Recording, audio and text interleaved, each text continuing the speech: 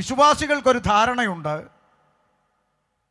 ഡോക്ടറുടെ മകൻ ഡോക്ടറാകുന്ന പോലെ, എഞ്ചിനീയറുടെ മകൻ എഞ്ചിനീയർ ആകുന്ന പോലെ, തയ്യക്കാരൻ്റെ മോൻ തയ്യക്കാരനാകുന്ന പോലെ പാസ്റ്ററുടെ മോൻ പാസ്റ്ററാകണം എന്നൊരു ചിന്തയുണ്ട്. എന്നാൽ തിരുവചനപ്രകാരം അങ്ങനെയല്ല. നമ്മുടെ കുഞ്ഞുങ്ങൾക്ക് കൊടുക്കാൻ കഴിയുന്ന ഏറ്റവും വലിയ സമ്പത്ത് ദൈവിക വിശ്വാസത്തോടൊപ്പം തന്നെ അവർക്ക് നല്ല വിദ്യാഭ്യാസം കൊടുക്കുക. അവർക്ക് അത്യാവശ്യം വിദ്യാഭ്യാസം കൊടുത്ത് ഒരു നല്ല മേഖലയിലേക്ക് അവർ നയിക്കപ്പെടുമ്പോൾ സുവിശേഷ വേലയ്ക്കായി ദൈവം അവരെ ആക്കി വെക്കേണ്ടതിന് ദൈവത്തോട് പ്രാർത്ഥിക്കുക.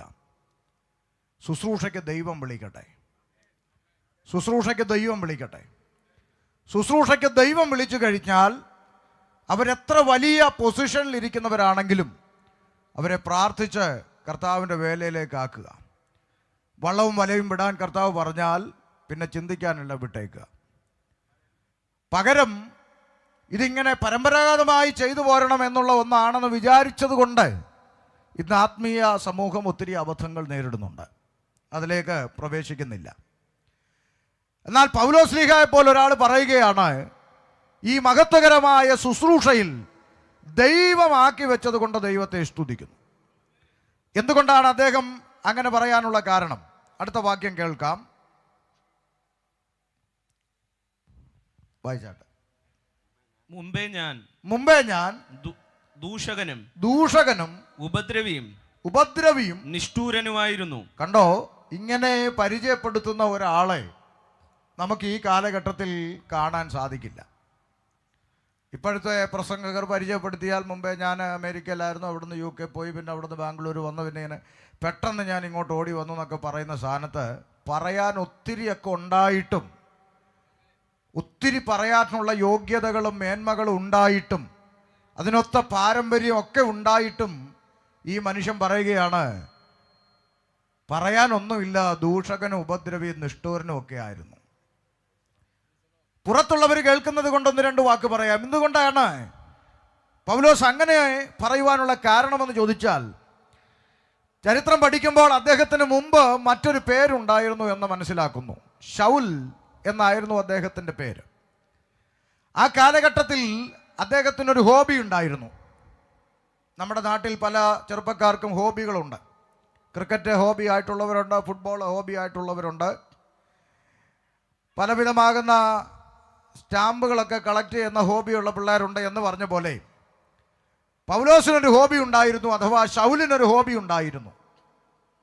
കാണുന്നത് ഇങ്ങനെയാണ്, ഈ മാർഗക്കാർ എന്നാണ് എഴുത്ത്. എന്ന് പറഞ്ഞാൽ യേശുക്രിസ്തുവിനെ പിൻപറ്റി പ്രാർത്ഥിക്കുന്ന പ്രാർത്ഥനക്കാരായ മാർഗക്കാരെ തിരഞ്ഞു പിടിച്ച് ഉപദ്രവിക്കുക എന്ന് പറയുന്നൊരു ഹോബിയായിരുന്നു പൗലോസിനുണ്ടായിരുന്നത്.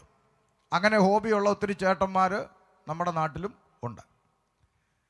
എന്നാൽ അങ്ങനെ ദൈവമക്കളെ ഉപദ്രവിക്കുവാനായി പാഞ്ഞു പോകുന്ന യാത്രയിൽ ദമസ്കോസ് എന്ന പട്ടണത്തിന് സമീപേ എത്തിയപ്പോൾ താൻ ഏത് നാമത്തിനെതിരെ പ്രവർത്തിച്ചുവോ ആ നാമത്തിൻ്റെ ഉടയവനായിരിക്കുന്ന കർത്താവിൻ്റെ കരങ്ങൾ അവനെ പിടിച്ചു. നാം വായിക്കുന്നത്, കുതിരപ്പുറത്ത് നിന്ന് താഴേക്ക് തെറിച്ചു വീണ ശൗൽ എന്ന വ്യക്തിയുടെ കണ്ണിൻ്റെ കാഴ്ചശക്തി നഷ്ടപ്പെട്ടു എന്നാണ്. കാഴ്ചശക്തി നഷ്ടപ്പെട്ടപ്പോൾ തപ്പിത്തടച്ചുകൊണ്ട് ആരാകുന്നു നീ എന്ന് ചോദിക്കുമ്പോൾ ഉയരത്തിൽ നിന്നൊരു ശബ്ദമുണ്ടായി, നീ ഉപദ്രവിക്കുന്ന യേശുവാണ് ഞാൻ. ഇന്ന് രാത്രി ഞാൻ പൊതുസമൂഹത്തോട് പറയാം, വേദപുസ്തകത്തിൽ ഒരിടത്തും യേശുക്രിസ്തുവിനെ പൗലോസ് ഉപദ്രവിച്ചതായി കാണുന്നില്ല. മാത്രമല്ല, യേശുക്രിസ്തുവിൻ്റെ കാലഘട്ടത്തിൽ ആയിരുന്ന സുവിശേഷ പ്രവർത്തകനുമല്ല പൗലോസ്. എന്നാൽ സ്വർഗത്തിലെ ദൈവം ഡിക്ലെയർ ചെയ്യുകയാണ്, നീ ഉപദ്രവിക്കുന്ന യേശുവാണ് ഞാൻ. അർത്ഥാൽ പ്രാർത്ഥിക്കുന്ന ദൈവമക്കളുടെ നേരെ കരം നീട്ടിയപ്പോൾ സ്വർഗത്തിലെ ദൈവം കണക്കിട്ടത് അത് ദൈവത്തിൻ്റെ നേരെ നീട്ടിയ കരമായിട്ടാണ്. അതുകൊണ്ട് പൗലോസ് ദൈവത്താൽ പിടിക്കപ്പെടുകയും പിന്നീട് അങ്ങോട്ട് ചരിത്രം പഠിക്കുമ്പോൾ യേശുക്രിസ്തുവിന് ശേഷം വേദപുസ്തകത്തിൽ ഏറ്റവും അടുപ്പം തോന്നുന്ന, ഇഷ്ടം തോന്നുന്ന ഒരു വ്യക്തി ആരാണെന്ന് ദൈവമക്കളോട് ചോദിച്ചാൽ സംശയമന്യേ പറയുന്ന ഒരു പേരായി ശൗലെന്ന് പറയുന്ന പൗലോസ് പിന്നത്തേതിൽ കർത്താവിന് വേണ്ടി എരിഞ്ഞടങ്ങുന്ന ഒരു മെഴുകുതിരി പോലെ സുവിശേഷത്തിന് വേണ്ടി ധീര പോരാളിയായി നിലകൊള്ളുന്ന മനുഷ്യനായിട്ട് നാം കാണുകയാണ്. ആ മനുഷ്യൻ പറയുന്നു, മുമ്പേ ഞാൻ ദൂഷകനും ഉപദ്രവിയും നിഷ്ഠൂരനുമായിരുന്നു, എങ്കിലും അടുത്ത പദം ശ്രദ്ധിച്ചാട്ടെ, അവിശ്വാസത്തിൽ അറിയാതെ ചെയ്തതായകൊണ്ട്, എങ്കിലും അവിശ്വാസത്താൽ അറിവില്ലാതെ ചെയ്തതാകൊണ്ട് എനിക്ക് കരുണ ലഭിച്ചു. പൗലോസ് പറയുകയാണ്, എൻ്റെ അറിവില്ലായ്മയുടെ കാലങ്ങളിൽ ചെയ്തതുകൊണ്ട് എനിക്ക് കരുണ ലഭിച്ചു. അങ്ങനെ ഒത്തിരി പേർക്ക് കരുണ ലഭിച്ചിട്ടുണ്ട്. കൂട്ടത്തിൽ എനിക്കും കരുണ ലഭിച്ചിട്ടുണ്ട്. ചില മാസങ്ങൾക്കപ്പുറത്ത് കാനമെന്ന് പറഞ്ഞ സ്ഥലത്ത് ഞാൻ ഇതുപോലെ യോഗത്തിന് പോയി. യോഗം കഴിഞ്ഞ് ഭക്ഷണത്തിന് ഇരിക്കുന്ന സമയം ചില ദൈവദാസന്മാർ വന്നിട്ട് പറഞ്ഞു, ഒരു മനുഷ്യൻ കാണാൻ പരിചയപ്പെടാൻ നിൽക്കുന്നു, വിളിക്കട്ടെ എന്ന് ചോദിച്ചു. വിളിക്കാൻ പറഞ്ഞു. അകത്ത് വന്നു. കണ്ടപ്പോഴേ എന്നോട് ചോദിച്ചു, എന്നെ പരിചയമുണ്ടോ? ഞാൻ പറഞ്ഞു, ഓർക്കുന്നില്ല, ഒന്ന് പറഞ്ഞാട്ടെ. അപ്പം അദ്ദേഹം പറഞ്ഞു, നേരിട്ട് നമ്മൾ കണ്ടിട്ടില്ല, പക്ഷെ പറഞ്ഞാൽ അറിയുമായിരിക്കും. ഞാൻ പറഞ്ഞു, എന്നാ പറഞ്ഞു.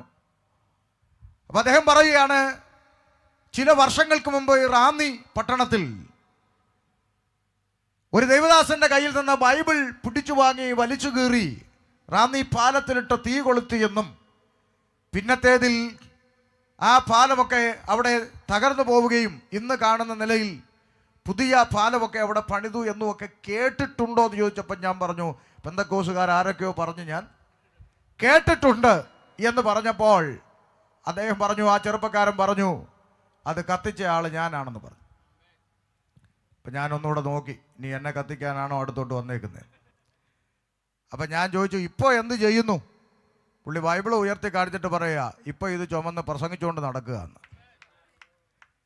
അറിവില്ലായ്മയുടെ കാലങ്ങളെ ദൈവം ക്ഷമിച്ചു കൊടുത്തു, കരുണ കാണിച്ചു. അതുപോലെ ഇന്ന് രാത്രി ഇവിടെ പ്രസംഗിക്കുന്ന ഷമീർ അബ്ദുൽ സലാമിനും കരുണ ലഭിച്ചത് കൊണ്ടാണ് ഇവിടെ നിൽക്കുന്നത്. 2002 വരെ പാരമ്പര്യ ഇസ്ലാമിക കുടുംബത്തിൽ ജനിച്ചു വളർത്തപ്പെട്ടു.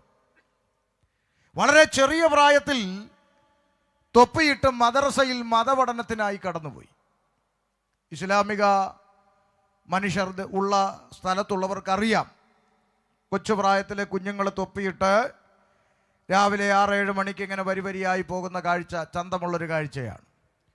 ഞാനും എൻ്റെ സഹോദരിമാരും അങ്ങനെ മദ്രസയിൽ കടന്നുപോയ ബാല്യകാലം. എന്തിനാ അവിടെ പോകുന്നതെന്ന് ചോദിച്ചാൽ ഒറ്റ ഉത്തരം, മതപഠനത്തിന് എന്നാണ്. അതിപ്പോൾ അവരോട് ചോദിച്ചാലും അവർക്ക് പിണക്കമൊന്നുമില്ല, അവർ സത്യസന്ധമായി പറയും, അതെ മതപഠനത്തിനാണ് പോകുന്നത്. ആത്യന്തികമായി എന്താണ് പഠനമെന്ന് ചോദിച്ചാൽ, പ്രസവിച്ച അമ്മയെക്കാളും ജന്മം നൽകിയ അപ്പനേക്കാളും ഒന്നാം സ്ഥാനം എന്തിനു കൊടുക്കണമെന്ന് പഠിച്ചു? മതത്തിന് കൊടുക്കണമെന്ന് പഠിച്ചു. അങ്ങനെ പഠിച്ച തലച്ചോറിലാണ് ബാല്യകാലം വളർന്നു വന്നത്. മതമാണ് എല്ലാം. ഇനിയിപ്പോൾ ഏതെങ്കിലും കാരണത്താൽ മതത്തിനെതിരായി അപ്പനോ അമ്മയോ നിലകൊണ്ടാൽ പോലും നമ്മൾ എന്തിന് പ്രാധാന്യം കൊടുക്കണമെന്നാണ് പഠിച്ചേ? മതത്തിന് പ്രാധാന്യം കൊടുക്കണമെന്ന് തന്നെയാണ് പഠിച്ചത്. അതിപ്പോഴും അങ്ങനെ തന്നെ പഠിപ്പിക്കുന്നതും. അതിനൊന്നും അവർക്ക് പിണക്കമൊന്നുമില്ല, ചോദിച്ചാൽ പറഞ്ഞു തരും.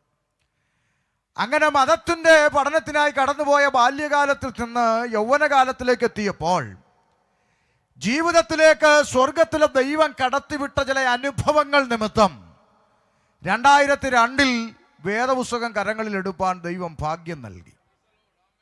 ആ കടത്തിവിട്ട അനുഭവങ്ങളെ സംബന്ധിച്ചാണ് സാധാരണ നമ്മൾ സാക്ഷ്യം എന്ന് പറയാറുള്ളത്. എന്നാൽ ഇന്ന് നേരമില്ലാത്തത് കൊണ്ട് വചനത്തിലൂടെ പോകാനാണ് ആശിക്കുന്നത്. അപ്പോൾ അനുഭവങ്ങളിലൂടെ 2002 വേദപുസ്തകം കരങ്ങളിലെടുത്തു. തിരുവെഴുത്ത് പറയുന്നു, യഹോവ നല്ലവനെന്ന് എന്ത് ചെയ്യണം? രുചിച്ചറിയണം. കാലങ്ങളായി നമ്മുടെ നാട്ടിൽ പലരും ദൈവത്തെ പഠിച്ചറിയാൻ നോക്കുക. പഠനത്തിലൂടെയും സംവാദങ്ങളിലൂടെയും ദൈവം ഉണ്ടോ ദൈവം ഇല്ലയോ എന്നൊക്കെ അന്വേഷിച്ച് ഒത്തിരി വാദങ്ങളൊക്കെ നമുക്ക് നടക്കുന്നുണ്ട്. പക്ഷേ ഈ വാദിച്ചവരാരും ദൈവത്തെ വിശ്വസിച്ചതായി നമ്മൾ കാണുന്നില്ല. വാദം കഴിഞ്ഞ് എല്ലാവരും പോകും. ഞാനാ ജയിച്ചതെന്ന് ഒരു കൂട്ടരും ഞാനാ ജയിച്ചതെന്ന് മറ്റേ കൂട്ടരും പറയുന്നതല്ലാതെ വാദത്തിലോടൊന്നും ആരും ദൈവത്തെ കണ്ടെത്തിയതായി പറയുന്നില്ല. വേദപുസ്തകം പറയുന്നു യഹോവ നല്ലവനെന്ന് പഠിച്ചറിയല്ല, ദൈവത്തെ അനുഭവിച്ചറിയണം. 2002 അനുഭവങ്ങളിലൂടെ വേദപുസ്തകം കരങ്ങളിൽ എടുത്തു. അപ്പോൾ ഒളിച്ചും പാത്തും ഞാനിത് വായിക്കാൻ തുടങ്ങി. കാരണം വീട്ടിൽ നമസ്കാരവും നോമ്പും ഒക്കെ ആയിട്ട് മുന്നോട്ട് പോകുന്ന ഉമ്മായും വല്യുമ്മായും ഒക്കെ ഉള്ള വീടാണ്. അപ്പോൾ ഒളിച്ചും പാത്തും ബൈബിൾ വായിക്കാൻ തുടങ്ങി. ഒരു ദിവസം ഉമ്മ കണ്ടുപിടിച്ചു, ബൈബിൾ വായിച്ചുകൊണ്ടിരുന്നപ്പോൾ കണ്ടുപിടിച്ചു. ബൈബിൾ എടുത്ത് കട്ടിലിനടിയിലോട്ട് ഒറ്റ ഏറ് വെച്ച് കൊടുത്തു. ആകെ ബഹളം ഉണ്ടാക്കി. എൻ്റെ റബ്ബേ, ഇനി ഏതൊക്കെ ഇബ്ലീസിനെ വിളിച്ച് കയറ്റാനാ ഇവൻ ഈ പരിപാടി എന്നൊക്കെ പറഞ്ഞ് ആകെ ബഹളം ഉണ്ടാക്കി ഉമ്മ. കൃപയാൽ ഇന്ന് സന്തോഷത്തോടെ പറയാം, അന്ന് ബൈബിൾ വലിച്ചെറിഞ്ഞ അമ്മ ഇന്ന് എവിടെ പ്രാർത്ഥനയുണ്ടെന്ന് തപ്പി നടക്കുക. അങ്ങനെ കൃപയാൽ ഭവനത്തിലുള്ളവർക്കും ദൈവത്തെ അറിയാൻ ദൈവം ഭാഗ്യം തന്നു. അങ്ങനെ 2002 മുതൽ ഈ വേദപുസ്തകം ഞാൻ വായിക്കുവാൻ തുടങ്ങിയപ്പോഴാണ് മനസ്സിലായത്, ഇതിൽ വായിച്ചു വരുന്ന പല കഥാപാത്രങ്ങളെക്കുറിച്ചും ഞാൻ എൻ്റെ ബാല്യകാലത്തിൽ കേട്ടിട്ടുണ്ടല്ലോ എന്നൊരു ചിന്ത വന്നു. അബ്രഹാമിനെ കുറിച്ച് വായിച്ചപ്പോൾ, അബ്രഹാമിന് മക്കളില്ലാതിരുന്നിട്ട് പിന്നാലെ വാർദ്ധക്യത്തിൽ മക്കളുണ്ടായി എന്നും മകനെ യാഗം കഴിക്കാൻ കൊണ്ടുപോയ കാര്യങ്ങളൊക്കെ വായിച്ചപ്പോൾ തലച്ചോറ് പറഞ്ഞു, ഇത് മുമ്പ് എവിടെയോ കേട്ടിട്ടുണ്ടല്ലോ. മനസ്സിലായി, അബ്രഹാം എന്ന പേരിലല്ല, ഇബ്രാഹിം എന്ന പേരിൽ മദ്രസയിൽ ഇത് കേട്ടിട്ടുണ്ട്. വീണ്ടും വായിച്ചപ്പോൾ നോഹയും കുടുംബവും ജലപ്രളയത്തിൽ നിന്ന് കപ്പലിലേക്ക് കയറി രക്ഷപ്രാപിച്ച കാര്യത്തെക്കുറിച്ച് വായിച്ചപ്പോൾ തലച്ചോറ് പറഞ്ഞു, ഇത് വായിച്ചിട്ടുണ്ടല്ലോ, നോഹ എന്ന പേരിലല്ല, നൂഹ് എന്ന പേരിൽ വായിച്ചിട്ടുണ്ട്. വീണ്ടും പഠിച്ചപ്പോൾ ഇയ്യോബിനെ കുറിച്ച് വായിക്കുമ്പോൾ മനസ്സിലായി, ഇയാളെ ഞാൻ പഠിച്ചിട്ടുണ്ട്, അയ്യൂബ് എന്ന പേരിൽ. വീണ്ടും വായിച്ചപ്പോൾ ദാവീദിൻ്റെ സങ്കീർത്തനങ്ങൾ, അതാ ദാവൂദിൻ്റെ സബൂർ എന്ന പേരിൽ പഠിച്ചിട്ടുണ്ടല്ലോ. പിന്നെയും വായിച്ചപ്പോൾ ശലോമോന്റെ സദൃശവാക്യങ്ങളെക്കുറിച്ചൊക്കെ വായിക്കുമ്പോൾ സുലൈമാൻ എന്ന പേരിൽ ഈ മനുഷ്യനെ കുറിച്ച് പഠിച്ചിട്ടുണ്ടല്ലോ. വീണ്ടും യോഹന്നാനെ കുറിച്ച് വായിക്കുമ്പോൾ യഹിയ എന്ന പേരിൽ പഠിച്ചിട്ടുണ്ടല്ലോ. അങ്ങനെ അങ്ങനെ ചിന്തകൾ വന്നപ്പോൾ ആമേൻ, ഇത് രണ്ടും തമ്മിൽ എന്തെങ്കിലും കണക്ഷൻ ഉണ്ടോ എന്നറിയുവാൻ താല്പര്യമുണ്ടായി. അങ്ങനെ ഞാൻ തിരുവനന്തപുരത്തേക്ക് വിട്ടു. തിരുവനന്തപുരത്ത് ഭീമാപ്പള്ളി എന്ന് പറഞ്ഞ സ്ഥലത്ത് കടന്നുപോയി. 350 രൂപ കൊടുത്ത് ഇസ്ലാമിൽ അംഗീകരിക്കപ്പെട്ട ഒരു മലയാള ഖുർആൻ്റെ പരിഭാഷ വാങ്ങി വീട്ടിലേക്ക് മടങ്ങി. അവിടെ മുതൽ ഈ 2 പുസ്തകങ്ങളുമായി ചേർത്ത് പഠിക്കാൻ തുടങ്ങി. ഇന്ന് രാത്രി ഏറെ അഭിമാനത്തോടെ ഈ ദേശത്ത് പറയാം, അങ്ങനെ വായിക്കും തോറും ദാ ഈ പുസ്തകം നെഞ്ചോട് ചേർത്ത് പിടിക്കുവാൻ ഏറെ അഭിമാനമുണ്ടായി എന്ന് ഇന്ന് രാത്രി പറയുന്നതിലേറെ സന്തോഷമുണ്ട്. വേദപുസ്തകം ദൈവത്തിൻ്റെ വചനമാണെന്നും അത് മനുഷ്യനോടുള്ള ദൈവത്തിൻ്റെ അരുളപ്പാടാണ് എന്നും ഈ വചനം അനുസരിക്കണമെന്നും 2002 ബോധ്യപ്പെട്ടു. അങ്ങനെയാണ് ഈ പുസ്തകമെടുത്ത് ജീവനുള്ള ദൈവത്തെ ആരാധിപ്പാൻ ഇറങ്ങിത്തിരിച്ചത്. ഇറങ്ങിക്കഴിഞ്ഞപ്പോൾ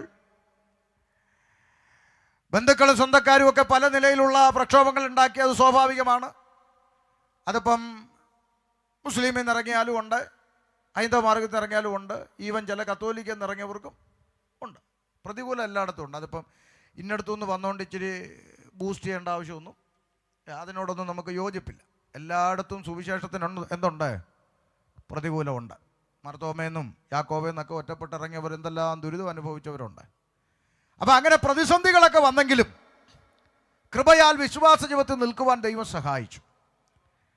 ചില സ്ഥലത്ത് വെച്ച് കാണുമ്പോൾ ബന്ധുക്കൾ പറഞ്ഞു, എടാ ഇങ്ങനെയൊന്നും നമ്മുടെ മതത്തിൽ നിന്ന് ആരും പോകത്തില്ല, ഇത് നിനക്കെന്തോ അബദ്ധം പറ്റിപ്പോയതാ, നീ മര്യാദയ്ക്ക് തിരിച്ചു വരണമെന്നൊക്കെ പറഞ്ഞ് ഒരു സ്ഥലത്ത് വെച്ച് സംസാരിച്ചു. അപ്പോൾ എൻ്റെ ഹൃദയത്തിലൊരു ചിന്ത വന്നു, ഇനി ഇവർ പറയുന്ന പോലെ അബദ്ധം എങ്ങാണോ പറ്റി പോയതാണോ എന്ന്. അന്ന് നമ്മൾ ഇറങ്ങി തിരിച്ചല്ലേ ഉള്ളൂ, ആശയക്കുഴപ്പം തലച്ചോറ് നിൽക്കുന്ന സമയമല്ലേ. അപ്പം ഞാൻ എനിക്കറിയാവുന്ന ഉപദേശിമാരോട് ചോദിച്ചു, എന്നെപ്പോലെ വിശ്വാസത്തിൽ വന്ന ആരെങ്കിലും ഉണ്ടോ എന്ന് ചോദിച്ചു. അപ്പോൾ ഒരു ഉപദേശി പറഞ്ഞു, ആലപ്പുഴയിൽ നസീർ എന്ന് പറഞ്ഞൊരു പാസ്റ്റർ ഉണ്ട് എന്ന് പറഞ്ഞു. കേട്ട വാതി കേൾക്കാത്ത വാതി ഞാൻ ആലപ്പുഴയ്ക്ക് വിട്ടു. നസീർ പാസ്റ്ററെ കണ്ടു. പാസ്റ്റർ നസീറും ഭാര്യ റഷീദയും സുവിശേഷ വേല ചെയ്യുന്നു. ഞാൻ ചോദിച്ചു, എന്നാ വിശ്വാസത്തിൽ വന്നത്? അപ്പോൾ പുള്ളി ചോദിച്ചു, നീ എന്നാ വന്നത്? ഞാൻ പറഞ്ഞു, ഞാനിപ്പോൾ 2002 ഇറങ്ങിയെന്ന്. പുള്ളി പറയാം, ഞാൻ 94 ഇറങ്ങിയടാന്ന്. അപ്പോൾ എനിക്ക് ഇച്ചിരി സമാധാനമായി. മലയാളി അങ്ങനെയാണല്ലോ. നമ്മുടെ വീട്ടിൽ കറണ്ട് പോകുമ്പോൾ അപ്പുറത്തൂടെ പോയോന്ന് ജനലിൽ കൂടെ നോക്കി പോയെന്നറിയുമ്പോൾ ഒരു സമാധാനം. ഇപ്പം ഇന്ന് പറഞ്ഞ പോലെ ഒരാളും കൂടെ ഉണ്ടല്ലോ എന്ന ഒരു സമാധാനം. അപ്പം ഞാൻ ചോദിച്ചു, നസീർ പാസ്റ്ററെ നമ്മളെപ്പോലെ വേറെ ആരെങ്കിലും ഉണ്ടോ? അപ്പം നസീർ പാസ്റ്റർ പറഞ്ഞു, പിന്നെ പാസ്റ്റർ സിയാദ് മുഹമ്മദ് കോട്ടയത്തുണ്ടല്ലോ എന്ന്. എന്നാൽ പിന്നെ വണ്ടി നേരെ കോട്ടയത്തിന് വിട്ടു. സിയാദ് മുഹമ്മദിനെ കണ്ടപ്പോൾ സിയാദ് മുഹമ്മദും നിഷയും കോട്ടയത്ത് ജനിച്ചു വളർന്ന് കോട്ടയത്ത് സുവിശേഷ വേല ചെയ്യുന്നു, പാക്കിൽ. പുള്ളിയായിട്ട് സംസാരിച്ചപ്പോൾ ചോദിച്ചു, വേറെ ആരെങ്കിലും ഉണ്ടോ? അപ്പോൾ പുള്ളി പറഞ്ഞു, പാസ്റ്റർ ഷാജഹാൻ മലപ്പുറത്തുണ്ടെന്ന്. നേരെ വിട്ടു ചുങ്കത്തറയ്ക്ക്. അവിടെ ചെന്നപ്പോൾ ഷാജഹാനും ഷീജ ബീവിയും സുവിശേഷ വേല ചെയ്യുന്നു. പുള്ളിയെ കണ്ടപ്പം സന്തോഷമായി, അവിടെ പാർത്തു. പിറ്റേന്ന് പുള്ളി പറഞ്ഞു, പാസ്റ്റർ ഇസ്മായേൽ വയനാട്ടിൽ നിന്ന് ഇറങ്ങിയിട്ടുണ്ട്, ഇപ്പോൾ അട്ടപ്പാടി ഡോക്ടർ മുരളിയുടെ അടുത്തുണ്ടെന്ന്. നേരെ ഇസ്മായേൽ പാസ്റ്ററെ കാണാൻ വിട്ടു. ഇപ്പോൾ പുള്ളി എൻ്റെ അളിയനാ, പെങ്ങളെ കെട്ടി, IPCയിലെ പാസ്റ്റർ. അപ്പോൾ ഇസ്മായിൽ പറഞ്ഞു, പാസ്റ്റർ റഫീഖ് വയനാടുണ്ടെന്ന്. റഫീഖിനെ കാണാൻ പോയി. അപ്പോൾ പറഞ്ഞു, മുനീർ കാസർഗോഡുണ്ടെന്ന്. മുനീറിനെ കാണാൻ പോയി. അപ്പോൾ മുനീർ പറഞ്ഞു, അബ്ദുൽ വഹാബ് കണ്ണൂർ തളിപ്പറമ്പിൽ പ്രവർത്തിക്കുന്നുണ്ടെന്ന്. കണ്ണൂരോ? ആ പിന്നെ അതിനൊക്കെ ചങ്കൂറ്റം വേണ്ട. പിന്നെ ഉണ്ടെന്ന്. അങ്ങനെ ചെന്ന് കണ്ണൂർ തളിപ്പറമ്പിൽ ചെന്ന് വഹാബിനെ കണ്ടപ്പോൾ വഹാബ് പറഞ്ഞു, അനിയൻ അബ്ദുൽ സമദ് നാലാഞ്ചിറ പ്രവർത്തിക്കുന്നുണ്ടെന്ന്. അങ്ങനെ സമദിനെ നാലാഞ്ചിറ പരിചയപ്പെട്ടു. പുള്ളി പറഞ്ഞു, നാലാഞ്ചിറ എന്നൊരു സൗദാ ബീവി ഇറങ്ങിയിട്ടുണ്ട്, ഇപ്പോൾ കുവൈറ്റിലുണ്ട്, അറിയാവുന്നു. അങ്ങനെ പുള്ളിക്കാരിയും പരിചയപ്പെട്ടു. അപ്പോൾ പുള്ളിക്കാരി പറഞ്ഞു, എന്നെക്കാൾ മുമ്പേ ഒക്കെ റംല തോമസ് ചെങ്ങന്നൂർ ഇറങ്ങിയിട്ടുണ്ടെന്ന്. അങ്ങനെ ചുരുക്കി പറഞ്ഞാൽ ഇപ്പം പറയുന്നവരുടെ എണ്ണം നോക്കിയാൽ സമയം അങ്ങ് പോകും. അതുകൊണ്ട് എണ്ണം പറയുന്നില്ല. പറഞ്ഞതിൻ്റെ അർത്ഥം സകല മനുഷ്യനും ജീവനുള്ള ദൈവത്തിങ്കലേക്ക് തിരിഞ്ഞുകൊണ്ടിരിക്കുകയാണ്. തിരുവനന്തപുരത്ത് കഴിഞ്ഞ ആഴ്ച യോഗത്തിന് പോയി. തിരുവനന്തപുരത്തിനൊരു പ്രത്യേകതയുണ്ട്. എന്താണെന്നറിയാമോ? എല്ലാ ദിവസവും കൺവെൻഷൻ ഉള്ള ജില്ലയാണ് തിരുവനന്തപുരം. എപ്പോഴെങ്കിലുമൊക്കെ കൺവെൻഷനാണ്. അപ്പോൾ തിരുവനന്തപുരത്ത് യോഗത്തിന് പോയപ്പോൾ ഈ പോകുന്ന വഴി മതലയിലെല്ലാം കൺവെൻഷൻ്റെ നോട്ടീസാണ്. അങ്ങനെ നോക്കി നോക്കി പോകുമ്പോൾ കാണുന്ന പേരുകൾ പാസ്റ്റർ സുരേഷ്, സുമേഷ്, രതീഷ്, രമേശ്, നാരായണൻ, ഗോപാലകൃഷ്ണൻ, കുട്ടപ്പൻ, രാജപ്പൻ, എല്ലാം പാസ്റ്റർമാരാ. എല്ലാം ഇറങ്ങുക അല്ലേ? മൂന്നാമത്തെ ഒരു ഭാഗം പഠിച്ചാൽ ഫാദർ മാർഷലിൻ ജെ മൊറൈസ് അച്ഛൻ, റോമൻ കത്തോലിക്ക പുരോഹിതനായിരുന്ന സന്യാസ സമൂഹത്തിൽ നിന്ന് ഫാദർ മാർഷലിൻ ജെ മൊറൈസ് അച്ഛനും യാക്കോബായ അച്ഛനായിരുന്ന ഫാദർ ജോർജ് മാത്യു പുതുപ്പള്ളി അച്ഛനും കത്തോലിക്ക പുരോഹിതനായിരുന്ന ഫാദർ ക്രിസ്പിൻ അച്ഛനും തുടങ്ങി അനേക പുരോഹിതന്മാർ 70-80 വയസ്സിൽ പോത്തിനെ കുളിപ്പിക്കുന്ന കലക്കവെള്ളത്തിൽ മുങ്ങി സ്നാനപ്പെട്ട് പെന്തക്കോസ് കൂട്ടായ്മയിൽ ചേർന്നു വന്നു. എന്തിനാ ഇത് പറഞ്ഞത്? എല്ലാ വിഭാഗത്തിൽ നിന്നും ജനം സത്യമറിയുകയും സത്യത്താൽ സ്വതന്ത്രരാക്കപ്പെട്ടുകൊണ്ടിരിക്കുകയും ചെയ്യുകയാണ്.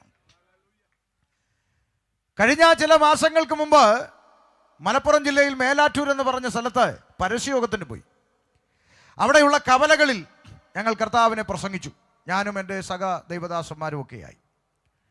അവിടെ പരിചയപ്പെടാൻ വന്ന ചില മുസ്ലിം സഹോദരങ്ങൾ ചോദിച്ചു, ഷമീറെ, താങ്കൾക്ക് ഈ ബൈബിൾ ഇത്രയും വലിയ താല്പര്യം തോന്നാനുള്ള കാരണം എന്താ എന്ന് പറയാമോ? ഈ മലബാറിലുള്ള മുസ്ലിംസ് പിന്നെ അങ്ങനെയാണ്, അവർ സംസാരിക്കാൻ വരും, വേറെ വഴക്കൊന്നുമില്ല. ഇനി തെക്കോട്ട് വരുമ്പോഴത്തേക്ക് പിന്നെ സംസാരമൊന്നുമില്ല, വഴക്ക.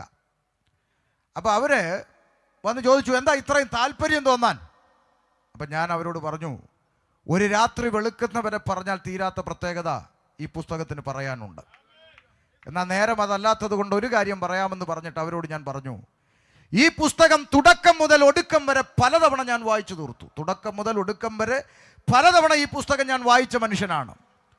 എന്തുകൊണ്ട് ഈ പുസ്തകത്തോട് ഇഷ്ടം തോന്നിയെന്ന് പറഞ്ഞാൽ ഏറ്റവും പ്രധാനപ്പെട്ട ഒരു കാര്യം, ഈ പുസ്തകം തുടക്കം മുതൽ ഒടുക്കം വരെ പലതവണ വായിച്ചിട്ടും ഈ പുസ്തകത്തിൻ്റെ അകത്തൊരൊറ്റ പേപ്പറിൻ്റെ അകത്ത് പോലും മതം പഠിപ്പിക്കാത്ത പുസ്തകമാണ് വിശുദ്ധ ബൈബിൾ. അഭിമാനത്തോടെ എവിടെയും ചലഞ്ച് ചെയ്ത് പറയാൻ സാധിക്കും, ഈ പുസ്തകത്തിനകത്ത് മതമില്ല. ഇതിൻ്റെ അകത്ത് എന്ത് പഠിപ്പിക്കുന്നില്ല? ഉണ്ടോ? മതം സ്ഥാപിക്കണം, അല്ലെ യേശുവിൻ്റെ പേരിൽ ഒരു മതം ഉണ്ടാക്കണം, മതത്തിൽ ചേർക്കണം, മതം മാറ്റണം, അങ്ങനത്തെ പരിപാടി ഒന്നും ഈ പുസ്തകത്തിൽ ഇല്ല. എന്നിട്ട് നാട്ടുകാർ പറയുന്നത് നമ്മൾ എന്ത് ചെയ്യുന്ന മതം. അതാ ഏറ്റവും വലിയ കോമഡി.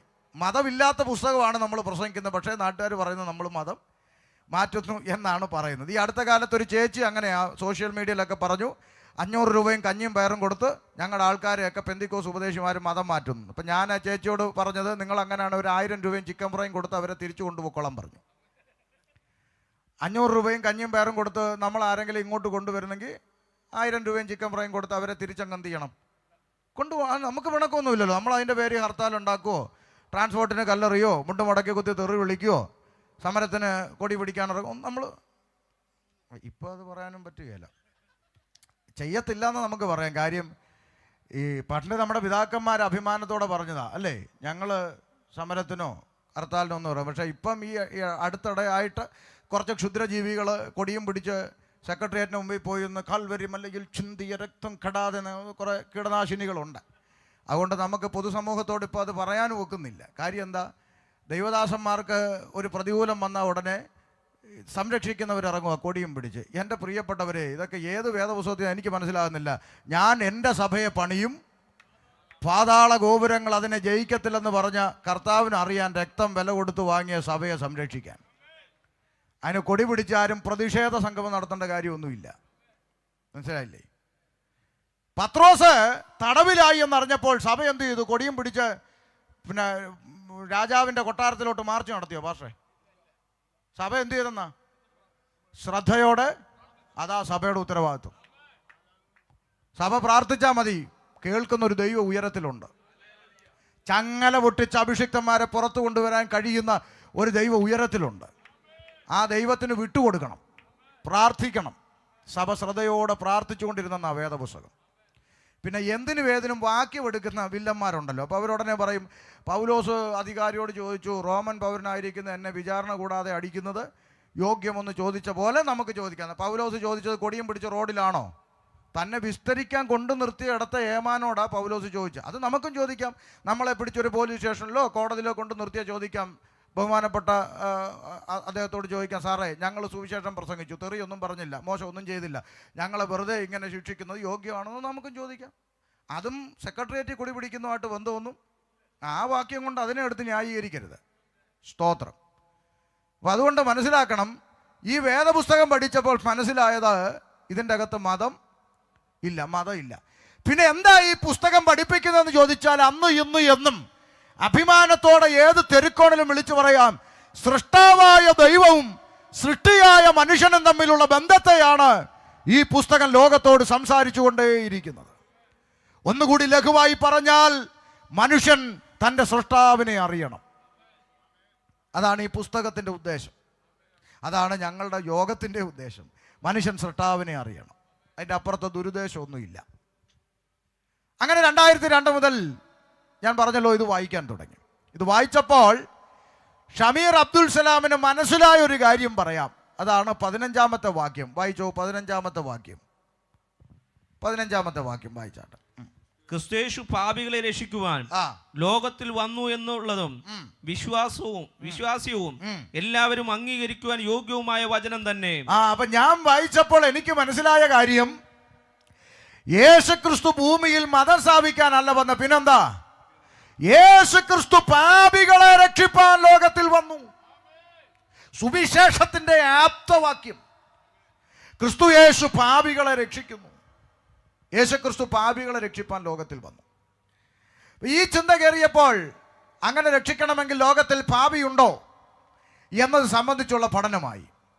അങ്ങനെ വായിക്കും തോറും എനിക്ക് മനസ്സിലായ കാര്യം ഞാൻ നിങ്ങളോട്, പൊതുസമൂഹത്തോട് അക്കമിട്ട് അടുക്കടുക്കായി ഒരു കുഞ്ഞിന് മനസ്സിലാകുന്ന പോലെ പറഞ്ഞ് ഇവിടെ ഏൽപ്പിച്ച സമയത്ത് വാക്കുകൾ അവസാനിപ്പിക്കും. ശ്രദ്ധിക്കുക. ഞാൻ വായിച്ചപ്പോൾ മനസ്സിലായ യാഥാർത്ഥ്യം ഒന്നായി, ആദിയിൽ ദൈവം ആകാശം ഭൂമിയും സൃഷ്ടിച്ചു എന്ന് പറഞ്ഞുകൊണ്ട് ഈ പുസ്തകം ആരംഭിക്കും. ചരാചരങ്ങൾ, ഇടജാതി, മൃഗജാതി, കന്നുകാലി, നാൽക്കാലി, പറവജാതി എന്നിങ്ങനെ അടുക്കടുക്കായി പ്രപഞ്ചത്തിൽ സൃഷ്ടിപ്പ് നടത്തുന്ന ഒരു സ്രഷ്ടാവിനെ ഞാൻ ഈ പുസ്തകത്തിൽ കണ്ടു. 6-ാമത്തെ ദിവസം ഭൂമിയിൽ മനുഷ്യനെ സൃഷ്ടിക്കാൻ തീരുമാനിക്കുന്ന ദൈവത്തെ ഈ പുസ്തകത്തിൽ കണ്ടു. അവിടെ എനിക്ക് പ്രത്യേകത തോന്നിയ ഒരു കാര്യം പൊതുസമൂഹത്തോട് പറയാം. പറവജാതി ഉണ്ടാകട്ടെ, ഇടജാതി ഉണ്ടാകട്ടെ, കന്നുകാലി ഉണ്ടാകട്ടെ, പറവകൾ പറക്കട്ടെ എന്നൊക്കെ പറഞ്ഞ പോലെ ഒരു മനുഷ്യൻ ഉണ്ടാകട്ടെ എന്ന് പറയുകയല്ല, മറിച്ച് നിലത്തെ മണ്ണുകൊണ്ട്, നിലത്തെ പൊടി കൊണ്ട് മനുഷ്യരൂപം നിർമ്മിച്ചിട്ട് അവൻ്റെ മൂക്കിലേക്ക് സ്വർഗത്തിലെ സൃഷ്ടാവ് ജീവശ്വാസമൂതി മനുഷ്യൻ ജീവനുള്ളവനായി തീർന്നു എന്നും അവന് തക്ക തുണയായി ഒരു തുണയെ ഉണ്ടാക്കി കൊടുത്തുകൊണ്ട് ഇങ്ങനെ ദൈവം തൻ്റെ സാദൃശ്യത്തിലും സ്വരൂപത്തിലും മനുഷ്യനെ സൃഷ്ടിച്ചുവെന്നും അതിൻ്റെ കൂടെ ഒരു വരിയും കൂടെ കണ്ടു, ആണും പെണ്ണുമായി സൃഷ്ടിച്ചു എന്ന്. അപ്പോൾ എനിക്ക് കുറച്ചുകൂടി ഇഷ്ടം തോന്നി. കാരണം ഭൂമിയിൽ വേദപുസ്തകം പരിചയപ്പെടുത്തുന്ന ദൈവം ഭൂമിയിൽ മനുഷ്യനെ ഹിന്ദുവായി സൃഷ്ടിച്ചില്ല, മുസൽമാനായി സൃഷ്ടിച്ചില്ല, ക്രിസ്ത്യാനി കൂട്ടത്തെ സൃഷ്ടിച്ചില്ല, ആണും പെണ്ണുമായി സൃഷ്ടിച്ചു. എത്ര മനോഹരമാണെന്ന് നോക്കിയേ. മതങ്ങളെക്കുറിച്ചുള്ള പരാമർശമില്ലാതെ മനുഷ്യനെ ആണും പെണ്ണുമായി സൃഷ്ടിച്ചൊരു സൃഷ്ടാവ്. ഞാൻ ഇന്ന് രാത്രി ദേശക്കാരോട് പറയാം, ഒരു ദൈവമുണ്ട് എന്ന് വിശ്വസിക്കുന്നവരേവരും ചിന്തിക്കണം. ദൈവം ഉയരത്തിൽ നിന്ന് ഭൂമിയിലേക്ക് കുനിഞ്ഞു നോക്കിയാൽ സ്വർഗത്തിലെ ദൈവത്തിൻ്റെ കണ്ണിൽ കാണുന്ന രണ്ട് ജാതി, ഒന്നാണും ഒന്ന് പെണ്ണുമേ ഉള്ളൂ. ബാക്കിയുള്ള നാശകോടാലി എല്ലാം ഈ ഇരുകാലി മനുഷ്യന്മാരുണ്ടാക്കി വെച്ച മെനയാണ്. ദൈവം ജാതിയും മതവും വേർതിരിച്ച് സ്നേഹിക്കുന്നയാളല്ല. ദൈവം കറുപ്പും വെളുപ്പും വേർതിരിച്ച് സ്നേഹിക്കുന്നയാളല്ല. ദൈവം കൂടിയ ജാതിയും കുറഞ്ഞ ജാതിയും നോക്കി സ്നേഹിക്കുന്നവനല്ല. അങ്ങനെ കാണുന്ന ഒരുത്തനെ ദൈവം എന്ന് വിളിക്കാൻ പാടില്ല. അങ്ങനെ കാണുന്ന ഒന്നിനെ നമുക്ക് ദൈവമായി കാണാൻ പറ്റില്ല. ദൈവമാണ് സകലത്തെയും സൃഷ്ടിച്ചതെന്ന് പറയുകയും കറുത്തവനെ സൃഷ്ടിച്ചതും ദൈവം, വെളുത്തവനെ സൃഷ്ടിച്ചതും ദൈവം, എന്നിട്ട് കറുത്തവനെ ഇഷ്ടമില്ല വെളുത്തവനെ ഇഷ്ടമെന്ന് പറഞ്ഞാൽ അങ്ങനെ ഒന്നിനെ നമുക്ക് ദൈവം എന്ന് വിളിക്കാൻ കഴിയില്ല. അതുകൊണ്ട് വേദപുസ്തകം പഠിച്ചപ്പോൾ ഒരു യാഥാർത്ഥ്യം മനസ്സിലായി. ജാതി മതം ഒന്നും അല്ല വിഷയം, സൃഷ്ടാവാണ് മനുഷ്യന് വിഷയം. ദൈവത്തെ അറിയുക എന്നുള്ളതാണ് പ്രധാനം. ആണും പെണ്ണുമായി സൃഷ്ടിച്ചു, മനോഹരം.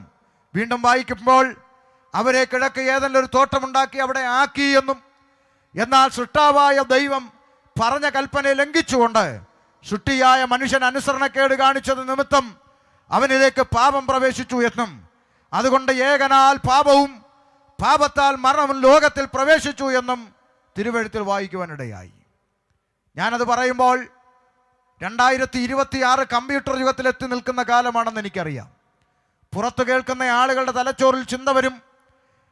കണ്ടുപിടുത്തങ്ങളും ഇൻ്റർനെറ്റും ശാസ്ത്രവും ടെക്നോളജിയും ഒക്കെ വളർന്നുകൊണ്ടിരിക്കുന്ന ഒരു കാലഘട്ടത്തിൽ ഒരു ഉപദേശം നിന്ന് മനുഷ്യൻ പാപിയാണെന്ന് പറഞ്ഞാൽ എങ്ങനെ ഉൾക്കൊള്ളാൻ സാധിക്കുമെന്ന് ചിന്തിക്കുമ്പോൾ ഓർക്കണം, ഓരോ ദിവസവും നമ്മുടെ കൺമുമ്പിലൂടെ കടന്നു പോകുന്ന വാർത്തകൾ അതിൻ്റെ ഉത്തരമാണ്.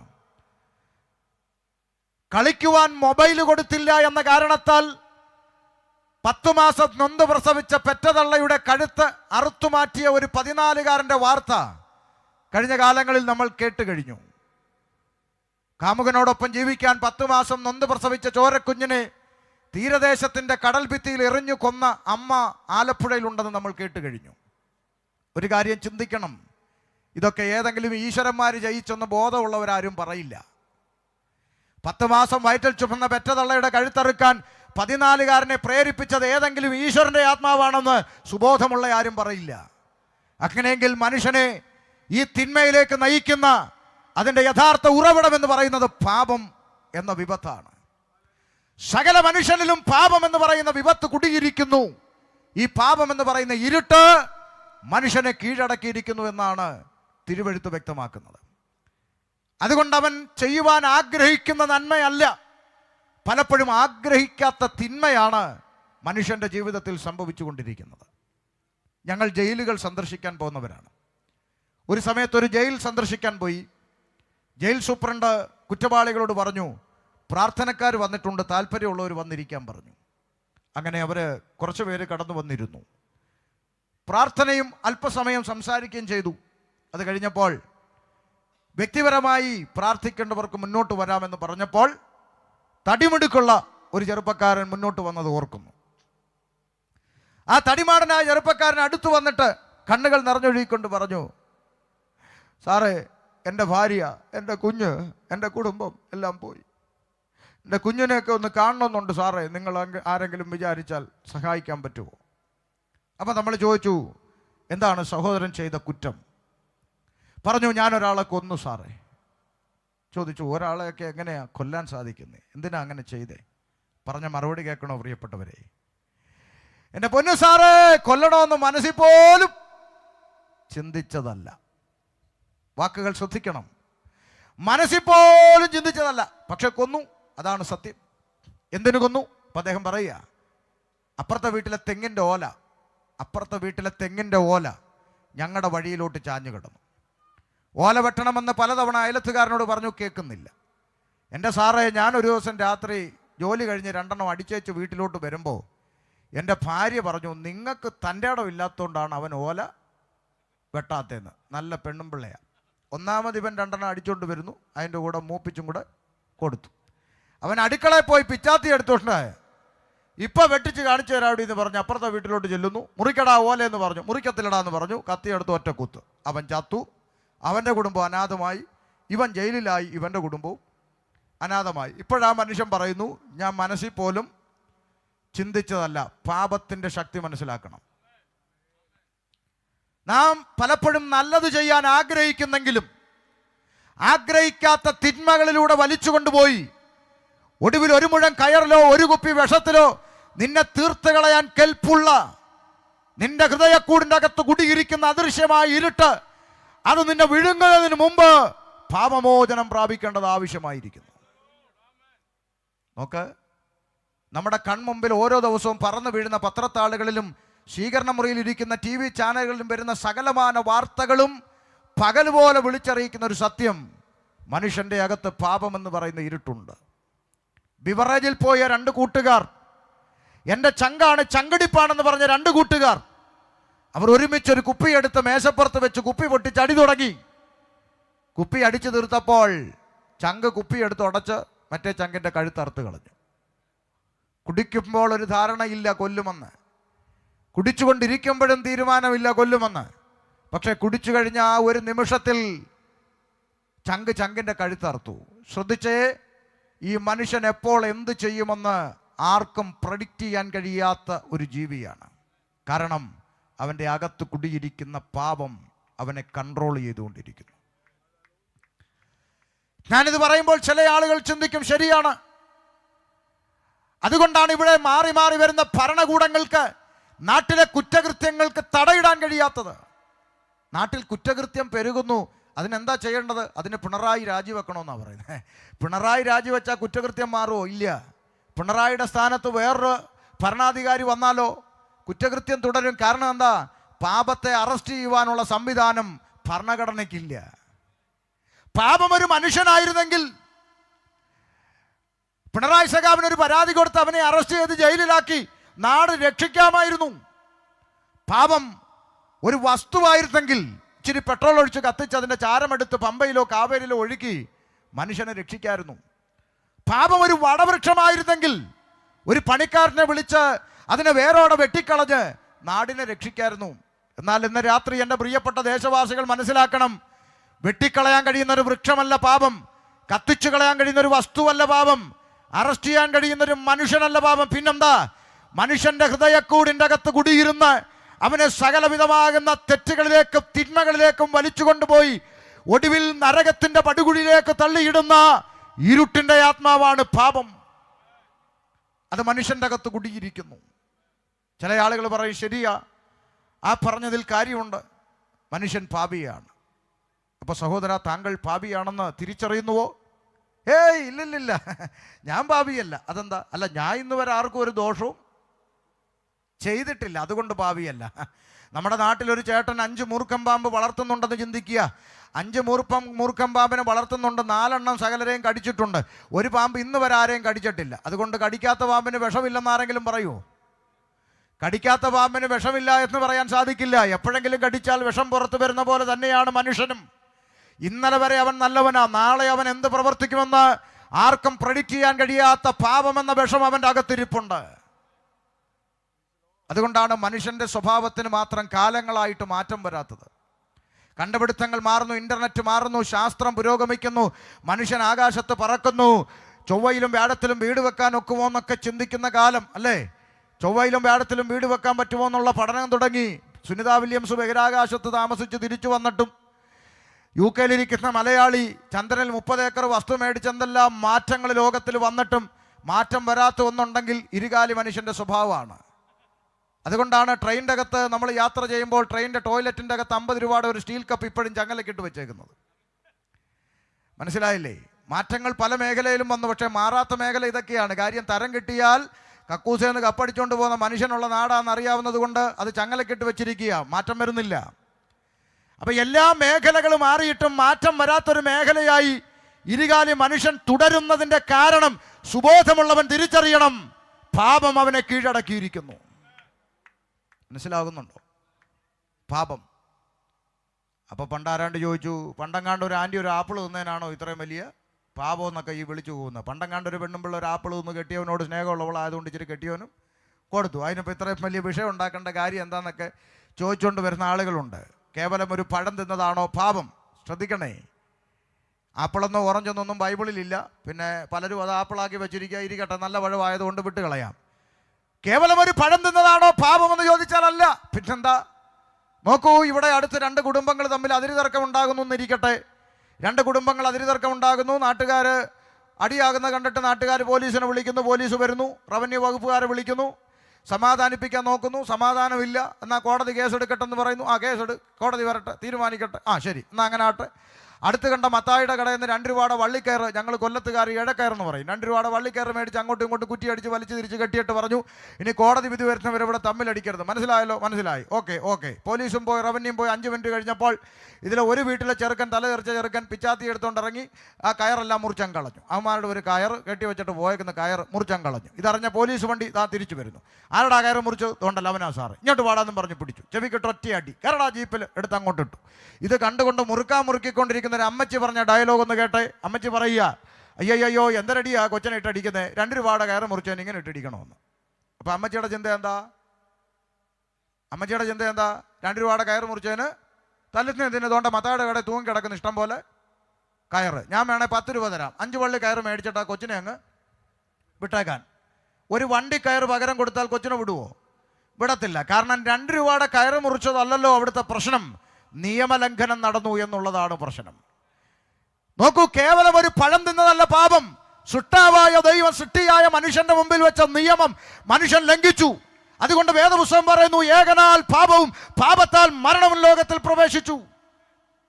അപ്പോഴാണ് അടുത്ത ബുദ്ധിജീവിയുടെ ചോദ്യം വരുന്നത്, എടോ ഉപദേശി, ആദാമും ഹവ്വായും പാപം ചെയ്തു, ശരി ഇരിക്കട്ടെ, ഒരു വാദത്തിന് വേണ്ടി സമ്മതിച്ചു, അതിൻ്റെ പേര് ഒരു തെറ്റും ചെയ്യാത്ത ബാക്കിയുള്ള മനുഷ്യരൊക്കെ പാപിയാന്ന് പറയുന്ന യുക്തിക്ക് നിരക്കുന്നതാണെന്ന് ഒന്ന് നിരപ്പിക്കാം.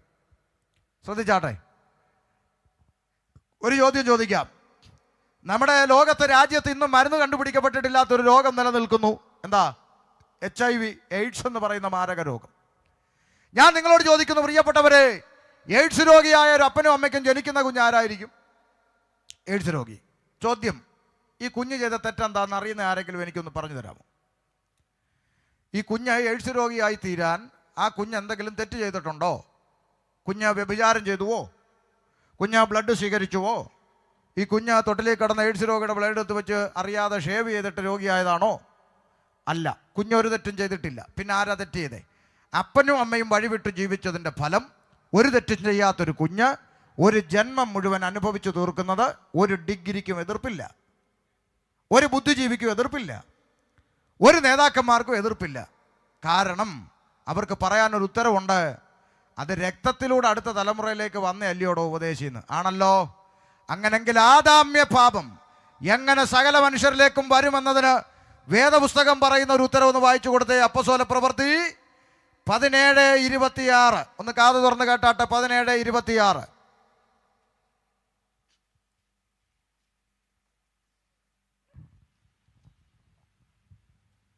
വായിച്ചുകൂടെ. ഭൂതലത്തിലെങ്ങും കുടിയിരിക്കുവാൻ അവൻ ഒരുത്തനിൽ നിന്ന് മനുഷ്യജാതിയെ ഒക്കെയും ഉളവാക്കി. നിൽക്കട്ടെ, ഒന്ന് ശ്രദ്ധിച്ചാട്ടെ. ഭൂതലത്തിലെങ്ങും കുടിയിരിപ്പാൻ അവൻ അഥവാ ദൈവം, അവൻ എന്ന പദം ആരെ സൂചിപ്പിക്കുന്നു? ദൈവത്തെ സൂചിപ്പിക്കുന്നു. ഒരുത്തൻ എന്ന പദം ആരെ സൂചിപ്പിക്കുന്നു? ആദമിനെ സൂചിപ്പിക്കുന്നു.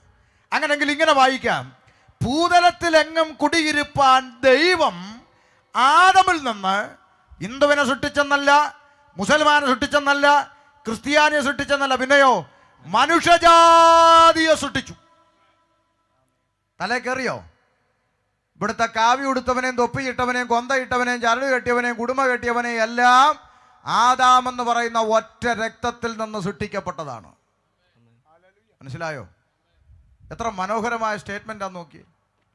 അപ്പുറത്ത് താമസിക്കുന്ന കാവി ഉടുത്തവനും ഇപ്പുറത്ത് താമസിക്കുന്ന കൊന്തയിട്ടവനും മുമ്പിൽ താമസിക്കുന്ന ഒപ്പിയിട്ടവനും നിൻ്റെയും എൻ്റെയും സഹോദരനാണെന്നും അവനെയും എന്നെയും സൃഷ്ടിച്ചത് ഒരു ദൈവമാണെന്നും പഠിപ്പിക്കുന്ന ഈ പുസ്തകമല്ലാതെ ഏത് പുസ്തകമാണ് ഈ ലോകത്തിൽ പ്രസംഗിക്കപ്പെടേണ്ടത്? ചിന്തിച്ചു നോക്ക്. ഒറ്റ രക്തത്തിൻ്റെ ഉടമ, കാവി ഉടുത്തവനും തൊപ്പിയിട്ടവനും കൊന്തയിട്ടവനുമെല്ലാം ഒറ്റ രക്തം. ഇനിയിപ്പോൾ അത് തെളിയിക്കണമെന്ന് ചോദിച്ചാൽ നാളെ രാവിലെ 4 ബോട്ടിലെടുത്ത് 4 മൃഗങ്ങളുടെ രക്തം, ആട്, ആന, പോത്ത്, പശു, അടുത്ത ലാബിലോട്ട് കൊടുത്താൽ 10 മിനിറ്റ് മിടിക്ക് പെമ്പിള്ളേർ സ്റ്റിക്കർ ഒട്ടിച്ച് വെളിയിലോട്ട് വെക്കുന്നത് ഇത് ആന, ഇത് ആട്, ഇത് പോത്ത്, ഇത് പശു.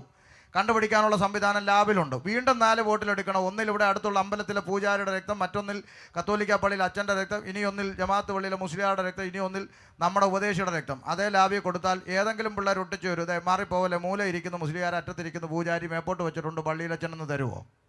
അങ്ങനെയൊന്നും തരത്തില്ല. ABCD ഗ്രൂപ്പ് വേണേൽ തിരിച്ചെന്നിരിക്കും.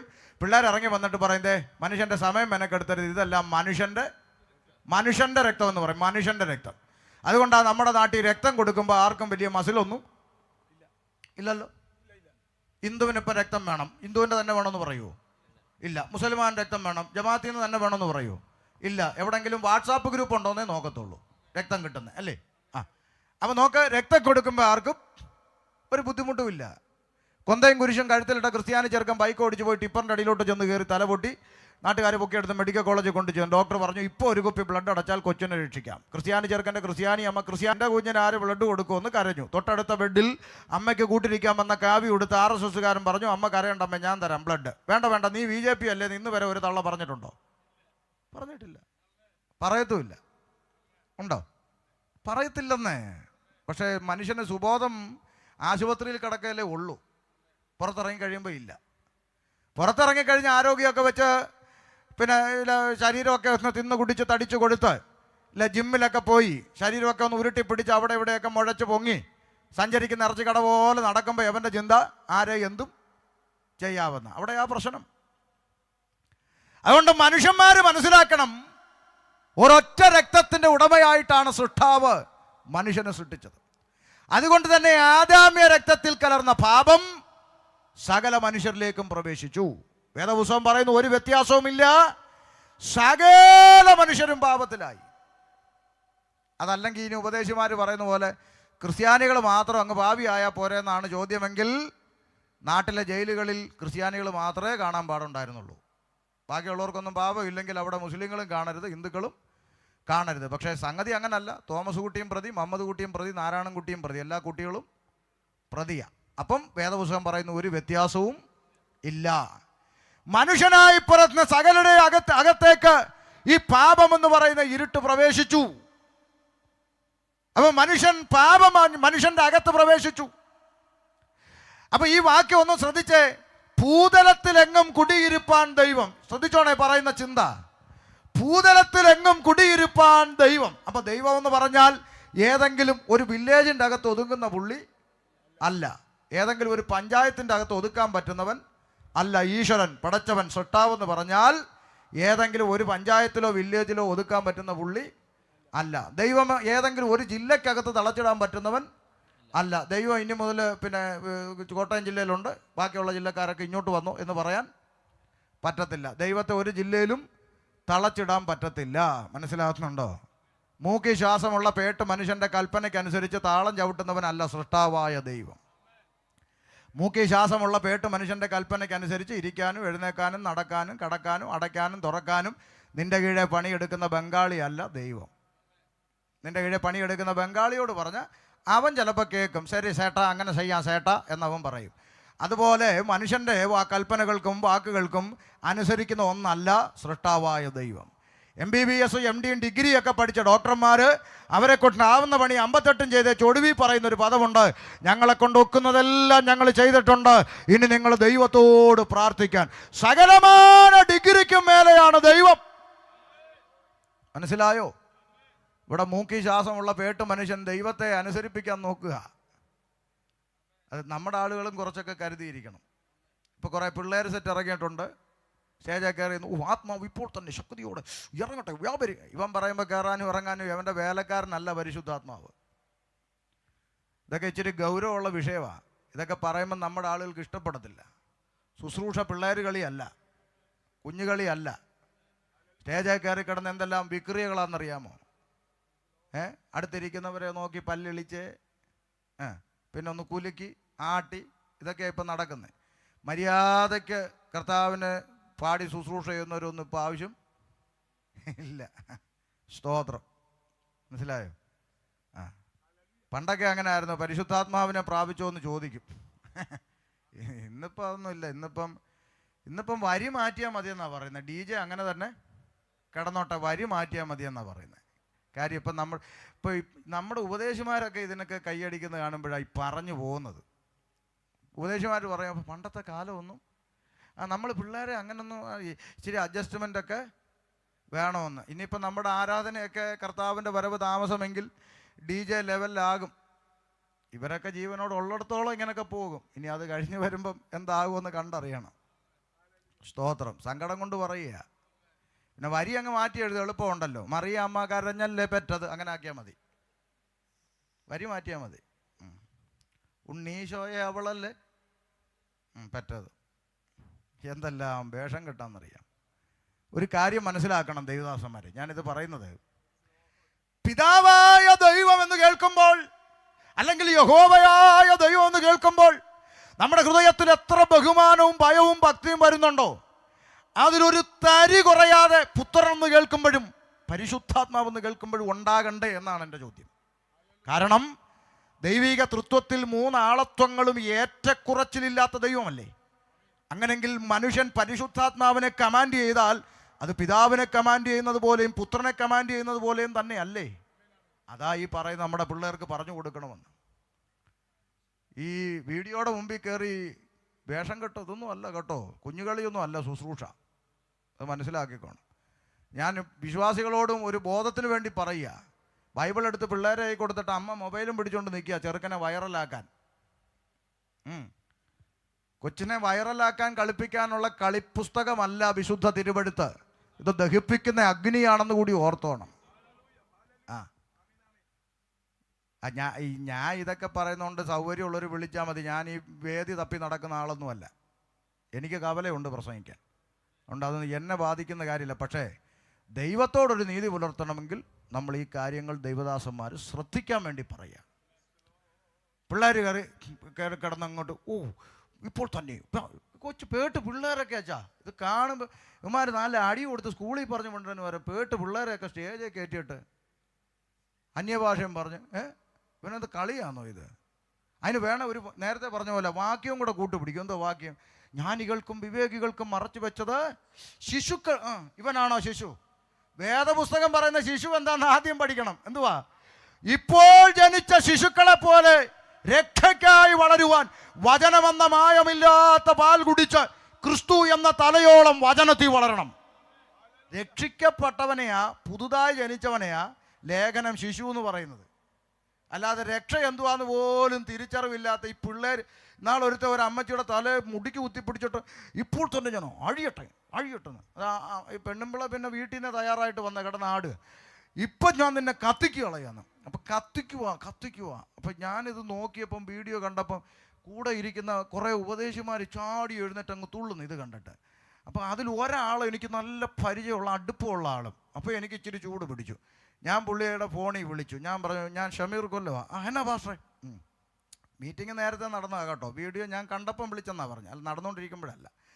അപ്പം വിളിച്ചു. അപ്പോൾ എന്നാ പാസ്റ്റർ? ഞാൻ പറഞ്ഞു, ഞാൻ ഈ ബൈബിൾ കോളേജിലൊന്നും പഠിച്ചിട്ടില്ലോ വെച്ചാൽ. അപ്പോൾ എനിക്ക് എന്തെങ്കിലും സംശയം ഉണ്ടെങ്കിൽ സീനിയറായിട്ടുള്ള ദേവദാസന്മാരെ വിളിച്ച് ചോദിച്ചാൽ ഞാൻ പഠിക്കുന്നത്. അപ്പം അച്ഛനോടൊന്ന് ചോദിക്കാൻ വിളിച്ചാന്ന് പറഞ്ഞു. എന്നോടോ? ഞാൻ പറഞ്ഞു എന്നെ ചോദിക്കുന്നതിന് എന്നാന്ന് ചോദിച്ചു. ഞാൻ പറഞ്ഞു, അല്ല ഈ ദൈവദാസന്മാർക്ക് പിശാചിനെ കത്തിക്കാൻ അധികാരം തരുന്ന വാക്യം ഏതാന്ന് ഞാൻ ഇതുവരെ കണ്ടിട്ടില്ല. എനിക്കതൊന്ന് കാര്യം അങ്ങനെയാണ് ഇത്ര ഉപദേശിമാർ കത്തിച്ചിട്ടും പിന്നെ ഇതെന്നെ പ്രസവിച്ച് വരുവാണോ? അപ്പോൾ ഒന്ന് അറിയണമല്ലോ. അപ്പം പുള്ളിക്കാരൻ പറഞ്ഞു മനസ്സിലായെന്ന് പറഞ്ഞു. ഞാൻ പറഞ്ഞു മനസ്സിലായല്ലോ. മനസ്സിലായി. മേലെ ഇമ്മാതിരി വിക്രികൾ കാണിക്കരുതെന്ന് പറഞ്ഞു വെച്ചു. അതുകൊണ്ടാണ് ഞാൻ ഇപ്പോൾ പേര് പറയാത്ത, തിരുത്തണമല്ലോ. അപ്പം നിങ്ങൾ ചിന്തിക്കുക അതെന്താ അങ്ങനെയെന്ന്. ഇവളിൽ നിന്ന് പുറപ്പെട്ടു പോക എന്ന് കൽപ്പിക്കുവാനുള്ള അധികാരം അഭിഷേകമുള്ള ദൈവദാസന്മാരുടെ നാവിൻ തുമ്പത്തുണ്ട്. ഇവളിൽ നിന്ന് പുറപ്പെട്ടു പോക എന്ന് കൽപ്പിക്കാം. അതിൻ്റെ അപ്പുറത്ത് കത്തിക്കാനൊരു ഡേറ്റ് വെച്ചിട്ടുണ്ട്. അതിനാളും വരുന്നുണ്ട്. സ്തോത്രം. മനസ്സിലാകുന്നുണ്ടോ? അപ്പോൾ ഈ അറിവില്ലായ്മയിലുള്ള തുള്ളൽ നിർത്താൻ വേണ്ടി ഒരു വാക്ക് പറഞ്ഞതേ ഉള്ളൂ. നമുക്ക് തിരിച്ചു വരാം. നമ്മൾ പൊതുസമൂഹത്തോടാണ് സംസാരിച്ചുകൊണ്ടിരിക്കുന്നത്. എന്നാലും വന്നിരിക്കുന്ന നിങ്ങൾക്ക് ബോറടിക്കരുതല്ലോ, അതുകൊണ്ട് ഇടയ്ക്ക് നിങ്ങൾക്കുള്ളത് തരുന്നതാണ്. അപ്പോൾ ശ്രദ്ധിച്ചാട്ടെ, ഭൂതലത്തിലെങ്ങും കുടിയിരുപ്പാൻ ദൈവം എന്നാ വായിച്ചത്. ഭൂതലത്തിലെങ്ങും കുടിയിരിക്കുന്നവനാണ് ദൈവം. അപ്പൊ ചോദ്യം വരും, എവിടാ ഉപദേശിച്ച് ദൈവം കുടിയിരിക്കുന്നതെന്ന്, അല്ലേ? അതിന്റെ 24-ാം വാക്യം മറുപടിയായിട്ട് എഴുതപ്പെട്ടത് ഒന്ന് വായിച്ച. 24, ലോകവും അതിലുള്ളതൊക്കെയും ഉണ്ടാക്കിയ ദൈവം. കേട്ടോ കേട്ടോ, ലോകവും അതിൽ കാണുന്നതൊക്കെയും ഉണ്ടാക്കിയ ദൈവം സ്വർഗത്തിനും ഭൂമിക്കും നാഥനാകൊണ്ട് കൈപ്പണിയായ കെട്ടിടങ്ങളിൽ വാസം ചെയ്യുന്നില്ല. മനുഷ്യന്റെ കൈപ്പണിയായ കെട്ടിടങ്ങളിൽ ഒന്നും ദൈവം വാസം ചെയ്യുന്നില്ല. തിരുവെഴുത്ത് പറയുക, ഞങ്ങളാരും പറയുകയല്ല. മാറ്റമില്ലാത്ത ദൈവത്തിന്റെ തിരുവചനം പറയുക, ഈ ലോകവും അതിൽ കാണുന്ന സകലത്തെയും ഉണ്ടാക്കിയ സൃഷ്ടിച്ച ദൈവം സ്വർഗത്തിനും ഭൂമിക്കും നാഥൻ. അവൻ മാനുഷിക കൈപ്പണിയായ കെട്ടിടങ്ങളിൽ ദൈവം വസിക്കുന്നില്ല. ദൈവത്തെ ഏതെങ്കിലും ഒരു കെട്ടിടത്തിൽ ആകാശം മുഴുവൻ നീണ്ടു നിൽക്കുന്ന ഗോപുരം പോലെ മുട്ടുന്ന ഏതെങ്കിലും കെട്ടിടങ്ങളിലോ പള്ളികളിലോ ഒന്നും ദൈവം കുടിയിരിക്കുന്നില്ല. അങ്ങനെയാണെങ്കിൽ ഭൂകമ്പം ഉണ്ടായി പള്ളി ഒന്ന് ഇടിഞ്ഞു വീണാൽ വിശ്വാസികളെല്ലാം കൂടെ വെളിയിലിറങ്ങി നിന്ന് നെഞ്ചത്തടിച്ച് എൻ്റെ യേശുവിന് ഈ ഗതി വന്നല്ലോ എന്ന് പറയേണ്ടി വരത്തില്ലേ? അതുകൊണ്ട് ഒരു കാര്യം മനസ്സിലാക്കണം, മനുഷ്യൻ്റെ കൈപ്പണിയായ ഒരു കെട്ടിടങ്ങളിലും ദൈവം വസിക്കുന്നില്ല. മനസ്സിലാകുന്നുണ്ടോ? പിന്നെ എവിടെയാ ഉപദേശിച്ച് ദൈവം വസിക്കുന്നതെന്ന് ചോദിച്ചാൽ, അതാണ് ഇന്ന് രാത്രി ദേശത്തോട് ഞങ്ങൾക്ക് പറയാനുള്ള സന്തോഷ വാർത്ത. സ്വർഗത്തിലെ സൃഷ്ടാവായ ദൈവം വസിക്കാൻ ആശിക്കുന്ന മന്ദിരം എൻ്റെയും നിന്റെയും ഹൃദയമാകുന്ന മന്ദിരത്തിലാണ്. ഇന്ന് രാത്രി തുറക്കപ്പെടേണ്ടത് നിന്റെ ഹൃദയമാണ്. ദൈവത്തിനായി ഇന്ന് രാത്രി നിന്റെ ഹൃദയവാതിൽ തുറക്കപ്പെടണം. അതാണ് സുവിശേഷത്തിന്റെ കാതൽ. എന്തുകൊണ്ട്? ഇപ്പൊ നിന്റെ ഹൃദയക്കൂടിൻ്റെ അകത്ത് കുടിയിരിക്കുന്നത് ആരാ? പാപമെന്ന് പറയുന്ന ഇരുട്ടിന്റെ ആത്മാവ് നിന്റെ ഹൃദയക്കൂടിൽ കുടിയിരിക്കുന്നു. ആ ഹൃദയവാതിൽ തുറന്ന് സ്വർഗത്തിലെ ദൈവത്തിന് നീ ഇടം കൊടുത്താൽ ഇന്ന് രാത്രി നിന്റെ ഹൃദയക്കൂടിൻ്റെ അകത്തിരിക്കുന്ന ഇരുട്ട് പുറത്തുപോയി സ്വർഗത്തിലെ ദൈവം നിന്നിൽ വസിക്കുവാനിടയാകും. അപ്പോൾ തിരുവെഴുത്ത് പറയുന്നു, മഹത്വത്തിന്റെ പ്രത്യാശയായ ക്രിസ്തു നിങ്ങളിൽ വസിക്കുന്നു. എത്ര മനോഹരമായ അനുഭവം! ദൈവം വസിക്കുവാൻ ഹൃദയത്തിൻ്റെ വാതിൽ തുറന്നു കൊടുക്കണം. മനുഷ്യനത് കഴിഞ്ഞില്ല. കാരണം പാപം അവൻ്റെ അകത്ത് കയറി. പാപം അകത്ത് കയറിയപ്പോൾ എന്ത് സംഭവിച്ചു? മനുഷ്യന് അവൻ സ്രഷ്ടാവിനെ മറന്നു. സൃഷ്ടിക്ക് മഹത്വം കൊടുത്തു. അത് നാട്ടുകാർക്ക് മനസ്സിലാകുന്ന പോലെ സിമ്പിളായി പറയാം. മക്കളെ, മനുഷ്യനെ സൃഷ്ടിച്ചത് ആരാടാ? പറ. ദൈവം. കണ്ടോ? പിള്ളേർക്ക് മനസ്സിലാകുന്നുണ്ടേ. മനുഷ്യനെ സൃഷ്ടിച്ചതാരാ? ദൈവം. ഒരു ചോദ്യം കൂടെ ചോദിച്ചോട്ടേടാ, ഇന്ന് ദൈവത്തെ സൃഷ്ടിക്കുന്ന ആരാ? മനുഷ്യൻ. കണ്ടോ? പിള്ളേർക്ക് മനസ്സിലായിട്ടും വലുതിൻ്റെ തലയിൽ കയറുന്നില്ല. മനുഷ്യനെ സൃഷ്ടിച്ച ആരാ? ദൈവം. ഇന്ന് ദൈവത്തെ സൃഷ്ടിക്കുന്ന ആരാ? മേപ്പോട്ട് വലിക്കുന്ന ശ്വാസം കീപ്പോട്ട് വിടാൻ പറ്റാതെ പോയാൽ വാഴപ്പിണ്ടി പോലെ കിടക്കുന്ന ഈ പേട്ട് മനുഷ്യനാണ് ആരെ സൃഷ്ടിക്കുന്നത്? ദൈവത്തെ സൃഷ്ടിക്കുക. അവൻ സൃഷ്ടിച്ചു തരും. ഇരിക്കുന്ന വേണം, നടക്കുന്ന വേണം, കിടക്കുന്ന വേണം, ബ്ലാക്ക് ആൻഡ് വൈറ്റ് വേണം, കളർ വേണം, ലിപ്സ്റ്റിക് ഇട്ട് വേണം, ഇടാത്ത ആരുണ്ടാക്കി തരും? ഈ പേട്ട് മനുഷ്യൻ ഉണ്ടാക്കിയത്. ഇത് മനുഷ്യന് സുബോധം ഇല്ല. അതാ പറയുന്നത്, പാപം എന്ന് പറയുന്ന ഇരുട്ടകത്ത് കയറിയപ്പോൾ സൃഷ്ടിച്ച ദൈവത്തെ മറന്നിട്ട് സൃഷ്ടാവിന് മഹത്വം കൊടുത്തെന്ന് വായിച്ച റോമാലേഖനം 1-ാം അധ്യായം 21, 22, 23 തിരുവചനങ്ങളിലേക്ക്. റോമർ 1:21 മുതൽ.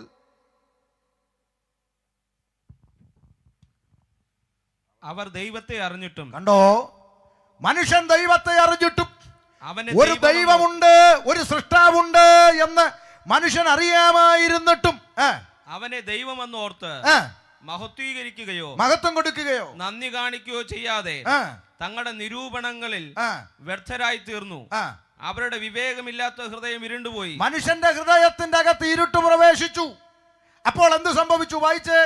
ജ്ഞാനികൾ എന്ന് പറഞ്ഞുകൊണ്ട് അവർ മൂഢന്മാരായി പോയി. കണ്ടോ? പാപം അകത്ത് പ്രവേശിച്ചപ്പോൾ തലച്ചോറ് പറഞ്ഞു, എനിക്കെല്ലാം അറിയാം, എന്നെ ആരും പഠിപ്പിക്കണ്ടെന്ന്. പക്ഷെ സത്യത്തിൽ ഒന്നും അറിയത്തില്ല, മൂഢരായിപ്പോയി. ശരിയല്ലേ? ഞാൻ പണ്ട് തിരുവനന്തപുരത്ത് പാലോട്, ഞാൻ ജനിച്ചത് ക്രിസ്ത്യാനിയാണെന്നും പറഞ്ഞൊരു അച്ചായൻ അവിടെ കിടന്ന് ബഹളം വെച്ചു. അപ്പം ഞാൻ ചോദിച്ചു, അച്ഛാ എന്നാ പിന്നെ യേശുവിൻ്റെ പേരെന്താണെന്നൊന്ന് പറയാൻ. പോയില്ലേ? യേശുവിൻ്റെ പേരെന്താണെന്ന് ചോദിച്ചാൽ പുള്ളി പറയാ യേശുവിൻ്റെ പേര് യേശു, ഇപ്പം വേറെ എന്തൊരു പേരിരിക്കണം യേശുവിനെന്ന്. തീർന്നില്ലേ? യേശുവിൻ്റെ പേര് യേശു, ഇപ്പം വേറെ എന്തൊരു പേരിരിക്കണം യേശുവിനെന്ന്. ജനിച്ചത് ക്രിസ്ത്യാനി.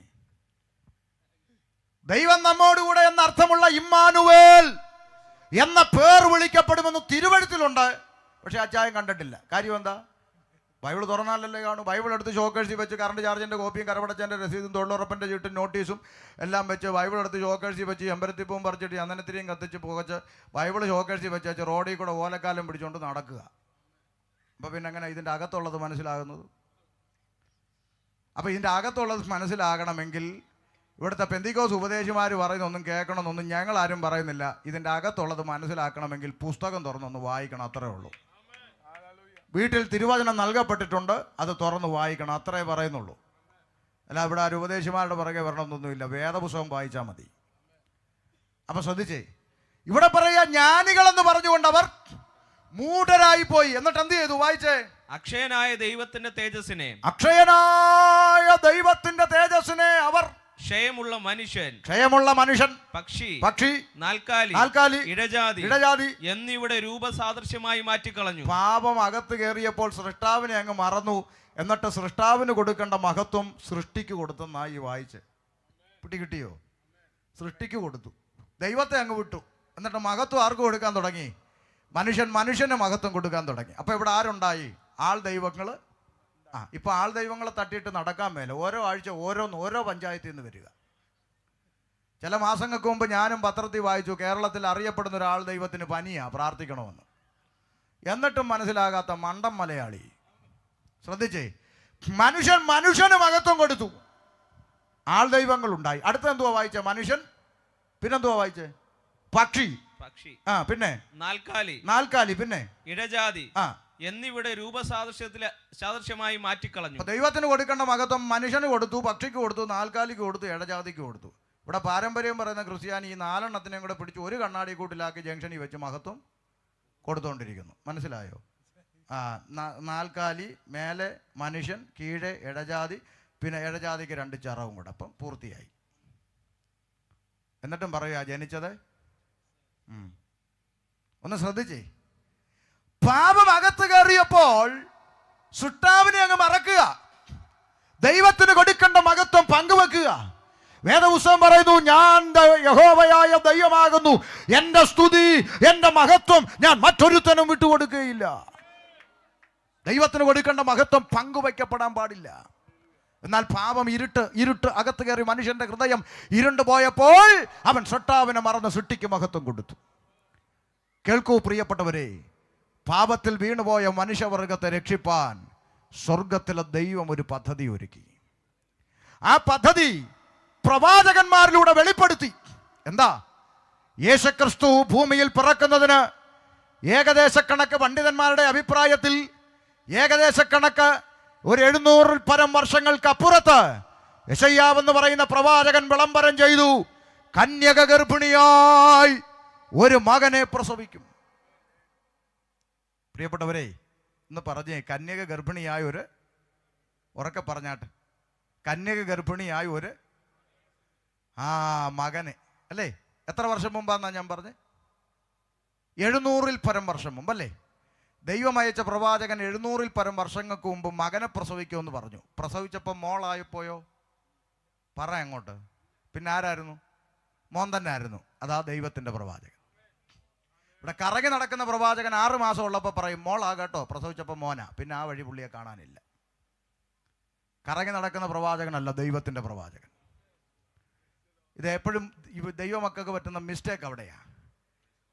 ദൈവത്തിൻ്റെ പ്രവാചകനെ തിരിച്ചറിയാൻ മേല, കറങ്ങി നടക്കുന്ന പ്രവാചകനെ പെട്ടെന്ന് തിരിച്ചറിയും. ഞാനൊരു കാര്യം നിങ്ങൾക്ക് സൂചന തരാം, അത്രയും പറഞ്ഞു വിടുക. കാരണം ഇത് പൊതുയോഗമാണെന്ന് എനിക്കറിയാം, പൊതുസമൂഹം കേൾക്കാൻ വേണ്ടി. എന്തിനാ ഇത് പറയുന്നതെന്ന് ചിലർ ചോദിക്കും. പറയുന്നതിനും കാര്യമുണ്ട്. പൊതുസമൂഹം വിചാരിക്കുന്നത് ഈ മാജിക്കുകാരെല്ലാം പെന്തിക്കോസുകാരാണ്. അപ്പം ചിലടത്ത് നമ്മൾ പറയേണ്ടി വരിക, ഞങ്ങൾക്ക് ഇതുമായിട്ട് ബന്ധമൊന്നും. കാര്യം ഞാൻ ഈ കഴിഞ്ഞ 1.5 മാസം മുമ്പ് ഒരു കോളനിയിൽ പരസ്യോഗത്തിന് പോയി. പരസ്യോഗത്തിന് പോയപ്പോൾ പിന്നെ പരശോധന നടന്ന ആ കോളനിയിൽ ഒരു വീട്ടുകാർ സ്വീകരിച്ചു. അവർ പറഞ്ഞു, ഉപദേശിമാരെ ഞങ്ങളുടെ വീട്ടിൽ വന്ന് ഒരു വെള്ളം കുടിച്ച് പ്രാർത്ഥിച്ചിട്ട് പോകും, ഞങ്ങൾ കട്ടനിട്ട് തരാം. അപ്പം നമ്മൾ അങ്ങോട്ട് ചെന്ന് ആ സഹോദരി സ്നേഹത്തോടെ വിളിച്ച് ഞങ്ങൾ അകത്തോട്ട് കയറി. അപ്പം ചെറിയ വീടാണ്, അങ്ങോട്ട് ഇരുന്നു. കെട്ടിയവൻ അവിടെ കിടന്ന് ഉറക്കുവാ. സംസാരിക്കുന്ന കേട്ടോണ്ട് ഇങ്ങനെ ചാടി എഴുന്നേറ്റ്, ആരാടി എന്ന് ചോദിച്ചു. അല്ല, ഉപദേശിമാർ പരസ്യോധനോട്ട് വന്ന് പെന്തിക്കോസുകാരോ ആന്ന് പറഞ്ഞു. ചാടി അങ്ങോട്ട് എഴുന്നേറ്റ്. പുള്ളി പറഞ്ഞു, നിങ്ങളെ ഒന്ന് കാണാനിരിക്കുമായിരുന്നു. എന്താണെന്ന് ചോദിച്ചു. ഒരു കാര്യം പറയാനുണ്ട് എന്നാണ്. എന്നിട്ട് പുള്ളി മൊബൈലെടുത്ത് അങ്ങോട്ട് കുത്തിയേച്ച് പുള്ളി അടുത്തോട്ട് കൊണ്ട് പറയാം, നിങ്ങളല്ലേ കർത്താവിൻ്റെ സംഭാഷണം വാട്സാപ്പിൽ റെക്കോർഡ് ചെയ്തതെന്ന്. ഞാൻ കൈ ഒപ്പിക്കൊണ്ട് പറഞ്ഞു, എൻ്റെ പൊന്നച്ചായ, ഞങ്ങൾക്ക് ഈ ക്ഷുദ്രജീവികളുമായിട്ട് ഒരു ബന്ധവും പറയേണ്ടി വരുമല്ലേ? എന്തു ചെയ്യാൻ പറ്റും? കാരണം പൊതുസമൂഹം എണ്ണുന്നത് ഇവരെല്ലാം പെന്തിക്കോസാണ്. അതുകൊണ്ടാണ് ഈ ചിലത് പറയേണ്ടി വരുന്നത്. അതാദ്യം മനസ്സിലാക്കണം. മനസ്സിലായോ? അതുകൊണ്ട് ദൈവത്തിൻ്റെ പ്രവാചകൻ ആരാന്ന് തിരിച്ചറിയണം. ഈ ചെങ്ങന്നൂരിൽ ഒരു ക്ഷുദ്രജീവി ഇരിപ്പുണ്ട്. മുമ്പോട്ട് പോകുമ്പോൾ ഒരു മാവിൻ്റെ അവിടുന്ന് പോകുമ്പോൾ തേങ്ങയുടെ ഇപ്പുറത്ത് പോകുമ്പം പൊളിഞ്ഞ മതിൽ, അതിൻ്റെ ഇപ്പുറത്ത് പോകുമ്പോൾ ഒരു വാർത്ത വീട്, അല്ലേ? എന്നിട്ട് അവസാനത്തെ ചോദ്യം എന്താണെന്നറിയാമോ? നിങ്ങൾ എത്ര പേരുണ്ട് അവിടെ? അത് മാത്രം അറിഞ്ഞുകൂടാ. പോകുന്ന വഴിയിലെ മാവ് അറിയാം, അതിൻ്റെ അപ്പുറത്തെ തേങ്ങ അറിയാം, പൊളിഞ്ഞ മതിലറിയാം, വാർത്ത വീടും അറിയാം. വീട്ടിൽ എത്ര പേരുണ്ടെന്ന് മാത്രം ആത്മാവിന്. അപ്പോൾ ചില ഈ മണ്ടന്മാരുണ്ടെന്ന് ഈ മാജിക്ക് വീഴുന്ന ഈ മണ്ടന്മാർ തർക്കിക്കാൻ വേണ്ടി വന്നിട്ട് ചോദിക്കും, എന്നാലും പാസ്റ്ററേ കൃത്യമായിട്ട് മാവും തേങ്ങയും പറഞ്ഞില്ലേ? അതാ കാര്യം, അത് പറഞ്ഞല്ലോ. അങ്ങനെയുള്ളവരോടത്ത് ഞാൻ പറയാം, കാലം മാറിയത് നിങ്ങളൊന്ന് അറിയണം. അതിന് വേണ്ടി ഒരു വാക്ക് അങ്ങ് പറഞ്ഞു വിടുക. അതിലോട്ടൊന്നും പോകുന്നില്ല, നമ്മുടെ വിഷയത്തിലോട്ട് വിടുക. ഒരു വാക്ക് പറഞ്ഞു വിടുക. ഷമീർ കൊല്ലം, നിങ്ങൾ മീറ്റിംഗ് കഴിഞ്ഞിട്ട് ഗൂഗിൾ എടുക്കണം, ഗൂഗിൾ മാപ്പ്. മീറ്റിംഗ് കഴിഞ്ഞപ്പോൾ എടുത്തിട്ട് അതിൻ്റെ അകത്ത് ഷമീർ കൊല്ലം എന്നടിക്കണം. അപ്പോൾ എൻ്റെ പേരവിടെ വരും. അതിൻ്റെ അകത്തോട്ടൊന്ന് ടച്ച് ചെയ്യണം. അപ്പോൾ ഇങ്ങനെ ഒരു കോളത്തിലൊരു ഫോട്ടോ വരും. ആ ഫോട്ടോയിൽ നിങ്ങൾ ടച്ച് ചെയ്താൽ നിങ്ങൾക്ക് ആദ്യം എൻ്റെ വീട് കാണാം. എന്നിട്ട് ഒരു ആരോ മാർക്ക് ഇട്ടേക്കും. ആ ആരോ മാർക്കിൽ ഇങ്ങനെ ഞെക്കി പോയാൽ എൻ്റെ വീട്ടിൽ നിന്ന് ഏകദേശം 1 കിലോമീറ്റർ വരെയുള്ള റോഡ് കാണാം, ഇലക്ട്രിക് പോസ്റ്റ് കാണാം, അപ്പുറത്ത് നിൽക്കുന്ന മരം കാണാം, ഇപ്പുറത്ത് നിൽക്കുന്ന തേങ്ങ കാണാം, എല്ലാം കാണാം. കാലം മാറി. ഇതെല്ലാം കണ്ടുപിടിക്കാനുള്ള സംവിധാനം പിള്ളേരുടെ പോക്കറ്റിൽ ഇരിക്കുന്ന കാലമായി. അതുകൊണ്ട് മാങ്ങയില്ലേ തേങ്ങയില്ലേ എന്ന് ചോദിക്കുമ്പോൾ മാങ്ങയുടെ തേങ്ങ ഉണ്ടെന്ന് മോങ്ങാൻ പോയി നിൽക്കരുത്. ഇത്രയും പറഞ്ഞങ്ങ് വിടുക. അപ്പോൾ ദൈവത്തിൻ്റെ പ്രവാചകനുണ്ട്. ദൈവത്തിൻ്റെ പ്രവാചകൻ ഇല്ലെന്നൊന്നും ആരും പറഞ്ഞില്ല കേട്ടോ. ഒരു കാര്യം അതും കൂടെ ചേർത്ത് വേണേൽ പറയാം. ദൈവം അയച്ച പ്രവാചകൻ്റെ ഉദ്ദേശം നിങ്ങളെ ലോകത്തോട് അടുപ്പിക്കുകയല്ല, നിങ്ങളെ ദൈവത്തോട് അടുപ്പിക്കുന്നതാണ് ദൈവം അയച്ച പ്രവാചകൻ.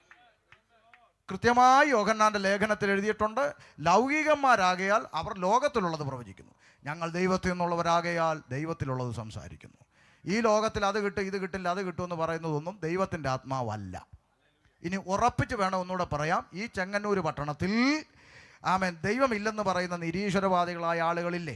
ഉണ്ട്. അവർ BMW, ഓഡി, ബെൻസ്, ജാഗ്വാറിൽ സഞ്ചരിക്കുന്നു, നല്ല ഫ്ലാറ്റ് മേടിച്ച് അന്തസ്സായിട്ട് താമസിക്കുന്നു. ദൈവമില്ല, ഒരു കുന്തവും ഇല്ലെന്ന് പറയുന്നവൻ ജാഗ്വാറിൽ നടക്കുമ്പോഴാണ് ഇവിടെ ഒരു മാരുതി കാറും വെച്ച് പെരുപ്പിക്കുക. കൃപയാൽ ഒരു മാരുതി കാർ ദൈവം. മനസ്സിലായോ? അപ്പം ജാഗ്വാർ കൊടുത്ത അവനോ. അതുകൊണ്ട് ദൈവമക്കൾ ഒരു കാര്യം മനസ്സിലാക്കുക, നമുക്ക് അഭിമാനിക്കാനുള്ളത് ഈ ലോകത്തിൽ കിട്ടുന്ന നന്മയെ പ്രതി അല്ല, പകരം ഇവിടുത്തെ നിരീശ്വരവാദിക്കും പഞ്ചായത്ത് പ്രസിഡന്റിനും മെമ്പറിനും MLAക്കും MP-ക്കും മുഖ്യമന്ത്രിക്കും പ്രധാനമന്ത്രിക്കും ലഭിക്കാത്ത ഒരു പ്രിവിലേജ് പ്രാർത്ഥിക്കുന്നവന് കിട്ടിയിട്ടുണ്ട്. എന്താ? ഈ സകലത്തെയും സൃഷ്ടിച്ച മഹാദൈവത്തെ പിതാവേ എന്ന് വിളിക്കാനുള്ള പുത്രത്വത്തിൻ്റെ ആത്മാവിനെ അവൻ എനിക്കും നിങ്ങൾക്കും തന്നു. അതാണ് ഈ ഭൂമിയിൽ നമുക്ക് ലഭിച്ച പ്രിവിലേജ്. നമുക്ക് അന്തസ്സായിട്ട് ചോദിക്കാം, അത് എനിക്കുണ്ടോ നിനക്കുണ്ടോ? അവിടെ ആ ദൈവമക്കളുടെ മഹത്വം വെളിപ്പെടുന്നത്. മനസ്സിലാകുന്നുണ്ടോ? അല്ലാണ്ട് എന്തെങ്കിലും കിട്ടിയ ഭൗതിക നന്മയൊന്നും ദൈവത്തിലോട്ട് അടുപ്പിക്കുന്നതല്ല. വല്ലതും കിട്ടിയ ബോണസായിട്ട് മേടിച്ചോണം, കിട്ടുമ്പോൾ ചിന്തിച്ചോണം നാളെ ഇതെൻ്റെ അടുത്തുനിന്ന് പോകും. അത്ര പോകാത്ത ഒന്ന് നമുക്ക് വേണ്ടി സ്വർഗത്തിൽ ദൈവം ഒരുക്കിയ നിത്യതയാണ്. അതൊന്ന് ഉറപ്പിക്കാൻ വേണ്ടിയാണ് ഈ പറയുമ്പോൾ വിഷമിച്ചിട്ട് കാര്യമില്ല. മനസ്സിലാകുന്നുണ്ടോ? ഈ ലോകത്തിൽ ഇതെല്ലാം പോകാത്ത ഒന്ന് ദൈവം നമുക്ക് വേണ്ടി ഒരുക്കിയിട്ടുണ്ട്. നാളെ ഒരു ഭാഷ പറഞ്ഞു, ഞാൻ ഗൾഫിൽ പോയി ദൈവം എന്നെ ഓടിച്ചിട്ടങ്ങ് അനുഗ്രഹിച്ചെന്ന്. അപ്പോൾ നമ്മൾ വിചാരിച്ചു അറബികളെ വല്ലതും ശാനപ്പെടുത്തി കാണുമോ. എന്നാ വെച്ചാൽ അറബികളെ അതൊന്നും അല്ലെന്ന് പിന്നെന്തുവാ, നന്മ കിട്ടിയെന്ന്. അപ്പം നിങ്ങളൊന്ന് ചിന്തിച്ചു നോക്കി, ഈ മനുഷ്യൻ വിചാരിക്കുന്ന അതാണ് അനുഗ്രഹമെന്ന്. ചിന്തിച്ചു നോക്ക്, അത് കിട്ടി, സ്തോത്രം. അതിൻ്റെ അപ്പുറത്ത് അതിന് വലിയ വാല്യൂ ഒന്നും ഇല്ല. നോക്ക്, അള്ളാഹുവിനെ സേവിക്കുന്ന അറബി അല്ലേ, അള്ളാഹുവിനെ സേവിക്കുന്ന അറബിക്ക് 1 ലക്ഷം കിട്ടി. അവൻ അതിൽ നിന്ന് 10,000 രൂപ ജോലി എന്ന ചാക്കോച്ചന് കൊടുത്തു. ചാക്കോച്ചൻ അതിൽ നിന്ന് 1000 രൂപ ചെന്ന പാസ്റ്റർക്ക് കൊടുത്തു. ഇത്രേ അവിടെ നടന്നുള്ളൂ. ഇല്ലേ? അറബിയുടെ മേശപ്പുറത്തുനിന്ന് വീണത് ചാക്കോച്ചൻ്റെ ഇല വീണു, ചാക്കോച്ചൻ്റെ ഇലയെന്ന് വീണത് ഇവിടുന്ന് പോയ ആൾക്ക് കിട്ടി. ഇതിനെന്തിനാ ഈ തുള്ളുന്നേ? പക്ഷേ അറബിക്ക് കിട്ടാത്തൊരു ലോട്ടറി എനിക്കും നിങ്ങൾക്കും കിട്ടിയിട്ടുണ്ട്. അറബിക്ക് കിട്ടാത്തൊരു ബോണസ് നമുക്ക് തൻ്റെ അടുത്തോടെ പറയാനുണ്ട്. ആമേൻ. നിങ്ങൾ പിന്നെയും ഭയപ്പെടേണ്ടതിന് ദാസ്യത്വത്തിൻ്റെ ആത്മാവിനെ അല്ല, അബ്ബാ പിതാവ് എന്ന് വിളിക്കാനുള്ള പുത്രത്വത്തിൻ്റെ ആത്മാവിനെ അവൻ നമുക്ക് നൽകി. കാൺമീൻ കാൺമീൻ കാൺമീൻ, നാം ദൈവമക്കൾ എന്ന് വിളിക്കപ്പെടുവാൻ പിതാവ് നമുക്ക് എത്ര വലിയ സ്നേഹം നൽകി. ഓ, അല്ലേ ലോട്ടറി? അംബാനിക്ക് കിട്ടുമോ? കോടികൾ ചെലവാക്കിയാൽ കിട്ടുമോ? ദൈവത്തിൻ്റെ കൃപയാൽ ലഭിക്കുന്നത്. അത് നമുക്ക് കിട്ടി. ഈ കോളനി കിടന്ന് ജനിച്ച് വളർന്ന നമുക്ക് കിട്ടി ദൈവത്തിൻ്റെ കൃപ. സ്തോത്രം. അതാ ലോട്ടറി. അപ്പം തെറ്റിപ്പോകാതിരിക്കാൻ രണ്ടുപേരും പറഞ്ഞതേ ഉള്ളൂ. ദൈവത്തിൻ്റെ പ്രവാചകൻ 700 വർഷം മുമ്പ് മകനെന്ന് പറഞ്ഞാൽ പിന്നെ അപ്പീലില്ല. ആരാ? മകൻ തന്നെ. അതാ ദൈവത്തിൻ്റെ പ്രവാചകൻ. ഒരു മിസ്റ്റേക്കും ഇല്ല, ക്രിസ്റ്റൽ ക്ലിയറാ. പേര് വിളിക്കുന്നതിന് പോലും നമ്മൾ എതിരല്ല. കാരണം എന്താ? പേര് വിളിക്കുന്നത് ദൈവത്തിന് ചെയ്യാൻ പറ്റും. ദൈവത്തിന് എന്താ അസാധ്യമായിട്ടുള്ളത്? ദൈവത്തിന് ചെയ്യാൻ പറ്റും. യെരിഹോവിനടുത്തുകൂടെ നടന്നുപോയ കർത്താവ് സക്കായി നേരത്തെ വിളിച്ച്, ഞാൻ നാളെ അതുവഴി വരുന്നുണ്ട്, നീ മരത്തിൽ കയറി ഇരിക്കണം, ഞാൻ നൈസാട്ടങ്ങ് വിളിക്കുമെന്ന് വല്ലതും അഡ്ജസ്റ്റ് ചെയ്ത് വെച്ചിട്ടാണോ കയറിയിരുന്നത്? ഒന്നുമല്ല. കർത്താവ് കൃത്യമായിട്ട് മരത്തിൻ്റെ കീഴെ എത്തി ഒറ്റ വിളി വിളിച്ചു, പേര് വിളി, സക്കായി ഇറങ്ങി വാ. ഓ, എന്നാ പിന്നെ വിമർശിക്കുന്നത് എന്താണെന്ന് ചോദിച്ചാൽ, പ്രിന്റിംഗ് മിസ്റ്റേക്ക് കൊണ്ടുപോലും അതിനകത്ത് രണ്ടാമതൊരു സാ ഇല്ല. ഉണ്ടോ? ഉണ്ടോ ചാ? ഒറ്റ പ്രിന്റിംഗ് മിസ്റ്റേക്ക് കൊണ്ടുപോലും ഒരു സാ രണ്ടാമത് വന്നിട്ടില്ല. സക്കായേ, അതാ ക്ലിയറാ. ഇവന്മാരെ വിളിക്കുമ്പോൾ സ സ സക്ക സക്ക ചക്ക, ഇതുപോലുള്ള പരിപാടിയാണ് നമ്മൾ എതിർക്കുന്നത്. അതും കൂടെ ചേർത്തങ്ങ് പറയുക. അപ്പൊ ശ്രദ്ധിച്ചേ, ദൈവം അയച്ച പ്രവാചകൻ പറഞ്ഞു കന്യക ഗർഭിണിയായ ഒരു മകനെ പ്രസവിക്കും. ശേഷം 300 വർഷം പിന്നിട്ടപ്പോൾ ദാ കയറി വരുന്നു അടുത്ത പ്രവാചകൻ മീഖ. അദ്ദേഹം ആത്മാവിൽ പറഞ്ഞു, ആ രക്ഷകൻ ബത്ലഹേം എഫ്രാത്തയിൽ ജനിക്കും. ഇന്ന് രാത്രി ഞാൻ ദേശത്തോട് ഇങ്ങനെ പറയാം, ജനിക്കുന്നതിന് വർഷങ്ങൾക്ക് മുമ്പ് ജനിക്കുന്ന പഞ്ചായത്തും വില്ലേജും വരെ പ്രവചിച്ചു വച്ചിട്ട്, ആ പ്രവചിച്ചതുപോലെ പ്രവചിച്ച സ്ഥലത്ത് ജനിച്ച ഒരുത്തൻ ഉലക ചരിത്രത്തിൽ ഉണ്ടായിട്ടുണ്ടെങ്കിൽ ഇന്ന് രാത്രി ഷമീർ അബ്ദുൽ സലാം പ്രസംഗിക്കുന്ന നസ്രയത്തുകാരനായ യേശു ക്രിസ്തു അല്ലാതെ മറ്റൊരുത്തനും ഉലകത്തിൽ അങ്ങനെ പറഞ്ഞിട്ടില്ല. ഹല്ലേലൂയ. യേശു ക്രിസ്തു ജനിച്ചു. അതാ പൗലോസ് പറഞ്ഞ ക്രിസ്തു യേശു പാപികളെ രക്ഷിപ്പാൻ ലോകത്തിൽ വന്നു. 30 വയസ്സ് വരെ അമ്മയപ്പന്മാർക്ക് കീഴടങ്ങി ജീവിച്ചു മാതൃക കാണിച്ച നല്ല കർത്താവ് 33 തിരുവയസ്സിൽ മാനവരാശിയുടെ പാപത്തിന് പരിഹാരം വരുത്തുവാൻ കാൽവരിയുടെ കൊലക്കളത്തിലേക്ക് മഹായാഗമാകുവാൻ നടന്നു കയറി. ഇന്ന് രാത്രി പുറം കണ്ണടച്ചകക്കണ്ണ് തുറന്ന് ആ കാൽവരിയിലേക്ക് നോക്കിയാൽ ഒരു കാഴ്ച കാണാം. ഒരു വശത്ത് ശൂന്യങ്കാരത്തി പറഞ്ഞു, എൻ്റെ പ്രിയൻ ആയിരങ്ങളിൽ 10,000ങ്ങളിൽ സുന്ദരനാണ്, അവൻ വെണ്മയും ചുവപ്പുമുള്ളവനാണ്, അവൻ 10,000ങ്ങളിൽ അതിശ്രേഷ്ഠനാണ്. പക്ഷേ മറുഭാഗത്ത് പ്രവാചകൻ പറഞ്ഞു, അല്ലല്ല, അവനെ കണ്ടാൽ ആളല്ല എന്ന് തോന്നുമാറ് അവൻ വിരൂപനാണ്, അവന് കോമളത്വമില്ല, അവൻ ആഗ്രഹിക്കത്തക്ക സൗന്ദര്യമില്ല, കണ്ടാൽ തിരിച്ചറിയാത്ത ഒരു മാംസകഷ്ണം പോലെ കർത്താവായി. ഇന്ന് രാത്രി ചിന്തിക്കണം സഹോദരി, ഇന്ന് രാത്രി ചിന്തിക്കണം സഹോദര. ആയിരങ്ങളിൽ 10,000ങ്ങളിൽ സുന്ദരനായവൻ, വെണ്മയും ചുവപ്പുമുള്ള എൻ്റെ പ്രിയൻ എന്തുകൊണ്ട് കാൽവരിയിലായിത്തീർന്നു എന്ന ചോദ്യത്തിന് ഒറ്റ ഉത്തരമേ ഉള്ളൂ. ആമേ സഹോദര, അത് നിനക്ക് വേണ്ടിയാണ്. സഹോദരി, അത് നിനക്ക് വേണ്ടിയാണ്. എനിക്കും നിനക്കും വേണ്ടിയാണ് എൻ്റെ കർത്താവ് കാൽവരിയിൽ യാഗമായി മാറിയത്. ഞാൻ ആ ഭാഗം വായിക്കുമ്പോൾ എൻ്റെ ഹൃദയത്തിലുണ്ടായ ഒരു ചിന്ത ഞാൻ നിങ്ങളോട് പറയാം. ഞാൻ വായിച്ചു, യേശു കർത്താവ് കാറ്റെ അടക്കുക, കടലെ ശാന്തമാകാന്ന് പറയുമ്പോൾ പ്രകൃതി അവൻ്റെ വാക്കിന് കീഴടങ്ങുന്നു. 4 ദിവസം കഴിഞ്ഞ് മരിച്ച ഡെഡ് ബോഡി 4 ദിവസം കഴിഞ്ഞിട്ട് ലാസറെ പുറത്തുവാ എന്ന ഒരു ശബ്ദത്തിൻ്റെ മുമ്പിൽ ലാസർ ജീവനോടെ പുറത്തു വരുന്നു. ഇങ്ങനെ മരണത്തെയും പ്രകൃതിയും ഒക്കെ നാവിൻ തുമ്പത്ത് നിർത്തിയ കർത്താവിനെ കുറിച്ച് പ്രവാചകൻ എഴുതിയ ഒരു പദം എന്നെ ചിന്തിപ്പിച്ചു. അവൻ വായ തുറക്കാതിരുന്നു. അവൻ വായ തുറക്കാതിരുന്നു. ഹൃദയത്തിൻ്റെ അകത്തോട്ട് ചോദിക്കാം, യേശുവേ, അങ്ങ് എന്തുകൊണ്ട് വായ തുറക്കാതിരുന്നു? അങ്ങൊരു വാക്ക് കൽപ്പിച്ചാൽ ഈ പ്രകൃതി അങ്ങേ അനുസരിച്ചല്ലോ, ഈ മൃതദേഹം അങ്ങേ അനുസരിച്ചല്ലോ. അങ്ങനെങ്കിൽ അങ്ങൊരു വാക്ക് കൽപ്പിച്ചാൽ ഈ റോമാ സാമ്രാജ്യത്തെ മുഴുവൻ കത്തിച്ച് ചാമ്പലാക്കിയിട്ട് ക്രൂശിൽ നിന്നൊരു സൂപ്പർ ഹീറോയെ പോലെ അങ്ങേക്ക് ഇറങ്ങി വരാൻ സാധിക്കുമായിരുന്നിട്ടും അങ്ങ് എന്തുകൊണ്ട് വായ തുറക്കാതിരുന്നു? ഇന്ന് രാത്രി അതിൻ്റെ ഉത്തരം, സഹോദര, അത് നിനക്ക് വേണ്ടിയാണ്, അത് എനിക്ക് വേണ്ടിയാണ്. ഞാനും നീയും നരകത്തിൻ്റെ പടുകുഴിയിൽ പതിക്കാതിരിക്കുവാൻ യേശു എനിക്കും നിനക്കും പകരം കാൽവരിയിൽ യാഗമായി മാറി. കഴിഞ്ഞ ദിവസം ഒരു സാമുദായിക ക്രൈസ്തവ കുടുംബത്തിലുള്ള ഒരു സഹോദരി യൂട്യൂബിൽ എൻ്റെ വീഡിയോ ഒക്കെ കണ്ടിട്ട് എന്നെ വിളിച്ചിട്ട് പറഞ്ഞു, ഞാൻ പെന്തക്കോസ്ത് ഗ്രൂപ്പിലല്ല. ഞാൻ പറഞ്ഞു, അതിനെന്താ, മനുഷ്യനല്ലേ, സംസാരിക്കാം. ചോദിച്ചു, ഒരു സംശയം ചോദിക്കാനാണ് എന്ന് പറഞ്ഞുകൊണ്ട് വേദപുസ്തകത്തിലുള്ള പല വിഷയങ്ങളെക്കുറിച്ച് എന്നോട് സംശയം ചോദിച്ചു. ഞാനതൊക്കെ കൃത്യമായി വാക്യസഹിതം പറഞ്ഞു കൊടുത്തു. ഞാൻ പറഞ്ഞു, സഹോദരി, ഞാനൊരൊറ്റ ചോദ്യം ചോദിച്ചിടാം, എപ്പോഴെങ്കിലും ആലോചിച്ചിട്ട് പിന്നീട് ഉത്തരം പറഞ്ഞാൽ മതി. എന്താ ഭാഷ എന്ന് ചോദിച്ചു. ഞാൻ പറഞ്ഞു, നമ്മുടെ നാട്ടിൽ ഇന്ന് കാണുന്ന ഏതെങ്കിലും ഒരു പൂജകൾക്ക്, ഏതെങ്കിലും ഒരു വഴിപാടുകൾക്ക്, ഏതെങ്കിലും ഒരു യാഗത്തിന്, ഏതെങ്കിലും ഒരു കുർബാനയ്ക്ക്, അല്ലെങ്കിൽ ഏതെങ്കിലും കുംഭസാരത്തിന്, അങ്ങനെ നാട്ടിൽ നമ്മൾ ഇന്ന് കാണുന്ന ഏതെങ്കിലും ഒരു ശുശ്രൂഷയ്ക്ക് മനുഷ്യനെ അവൻ്റെ അകത്തു കയറിയ പാപത്തിൽ നിന്ന് പാപമോചനം കിട്ടുവാൻ, ലഭിക്കുവാൻ കഴിയുമായിരുന്നു എങ്കിൽ യേശു ഭൂമിയിലേക്ക് വന്നത് എന്തിനാണെന്ന് എനിക്ക് എപ്പോഴെങ്കിലും ഒന്ന് പറഞ്ഞു തരണം. Praise the Lord. മനുഷ്യൻ്റെ ഏതെങ്കിലും പ്രവൃത്തി കൊണ്ട്, ഇന്ന് നാം കാണുന്ന ഏതെങ്കിലും ആചാര അനുഷ്ഠാനങ്ങൾ കൊണ്ട്, യാഗങ്ങൾ കൊണ്ട്, പൂജകൾ കൊണ്ട് മനുഷ്യന് പാപമോചനം ലഭിക്കുമെങ്കിൽ സ്വർഗത്തിൽ സകല മഹത്വത്തോടും കൂടെ ഇരുന്ന കർത്താവ് ഭൂമിയിലോട്ട് ഇറങ്ങി വന്ന് ഈ ഇടിയേറ്റ് ചാകേണ്ട കാര്യം എന്താ? സ്വർഗത്തിലിരുന്നപ്പോൾ എന്നാൽ പിന്നെ ബോറടിച്ചു, എന്നാൽ പിന്നെ ഭൂമിയിൽ പോയി ഒന്ന് ചാത്തേക്കാന്ന് വിചാരിച്ചു, അങ്ങനെ വന്നതാണോ? അല്ലല്ലോ. പിന്നെ എന്തിന് യേശു ലോകത്തിലേക്ക് വന്നു? ആ ഒറ്റ ചോദ്യം അവരുടെ കണ്ണു തുറപ്പിച്ചു. ഞാൻ പറയാം, നിങ്ങൾ ചിന്തിക്കണം. മനുഷ്യൻ്റെ പ്രവൃത്തികൾക്കൊന്നും അവൻ്റെ പാപത്തിൽ നിന്ന് പരിഹാരം വരുത്തുവാൻ പര്യാപ്തമല്ലാതിരുന്നത് കൊണ്ടാണ് ഇതാ ഞാൻ വരുന്നു, ഇതാ ഞാൻ വരുന്നു, പുസ്തക ചുരുളുകളിൽ എന്നെക്കുറിച്ച് പ്രവചിച്ചിരിക്കുന്നു, മനുഷ്യരെ അവരുടെ പാപങ്ങളിൽ നിന്ന് രക്ഷിപ്പാൻ മനുഷ്യപുത്രന് അധികാരമുണ്ട്. യേശുക്രിസ്തു ലോകത്തിലേക്ക് ഇറങ്ങി വന്നു. നോക്ക്, അരിമത്യക്കാരനായ യോസെഫിൻ്റെ കല്ലറയ്ക്കൽ യേശുക്രിസ്തുവിൻ്റെ ഭൗതിക ശരീരം അടക്കം ചെയ്യപ്പെട്ടു. ഇന്ന് രാത്രി ഞാൻ ഇങ്ങനെ പറയാം, 3 ആണി കൊണ്ട് അരിമത്യക്കാരനായ യോസെഫിൻ്റെ കല്ലറ കൊണ്ട് യേശുക്രിസ്തു എന്ന വ്യക്തിത്വം അവസാനിച്ചിരുന്നെങ്കിൽ 3 ആണി കൊണ്ട് അവസാനിച്ച ഒരു യേശുവിനെ പ്രസംഗിക്കാൻ ഷമീർ വരത്തില്ല. 3 ആണി കൊണ്ട് അവസാനിച്ച ഒരു യേശുവിന് വേണ്ടി പാടാൻ സയോൺ സിംഗേഴ്സ് എന്നൊരു ഗ്രൂപ്പ് ഇവിടെ ഉണ്ടാകത്തേയില്ല. 3 ആണി കൊണ്ട് അവസാനിച്ച ഒരു യേശുവിന് വേണ്ടി ഇവിടെ ഒരു കൺവെൻഷൻ പന്തൽ രൂപപ്പെടത്തില്ല.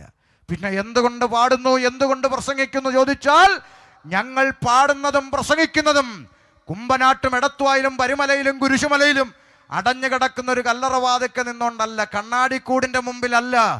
ഉലക മഹാന്മാർ അഖിലരും ഒരുപോൽ കല്ലറക്കകത്തൊടുങ്ങി ഒതുങ്ങിപ്പോയപ്പോൾ ഇന്ന് രാത്രി ഞാൻ പ്രസംഗിക്കുന്ന യേശുക്രിസ്തു പാതാളത്തെ ജയിച്ചു, മരണത്തെ ജയിച്ചു, ലോകത്തെ ജയിച്ചു, പിശാചിനെ ജയിച്ചു. യേശുക്രിസ്തു ഉയർത്തെഴുന്നേറ്റു.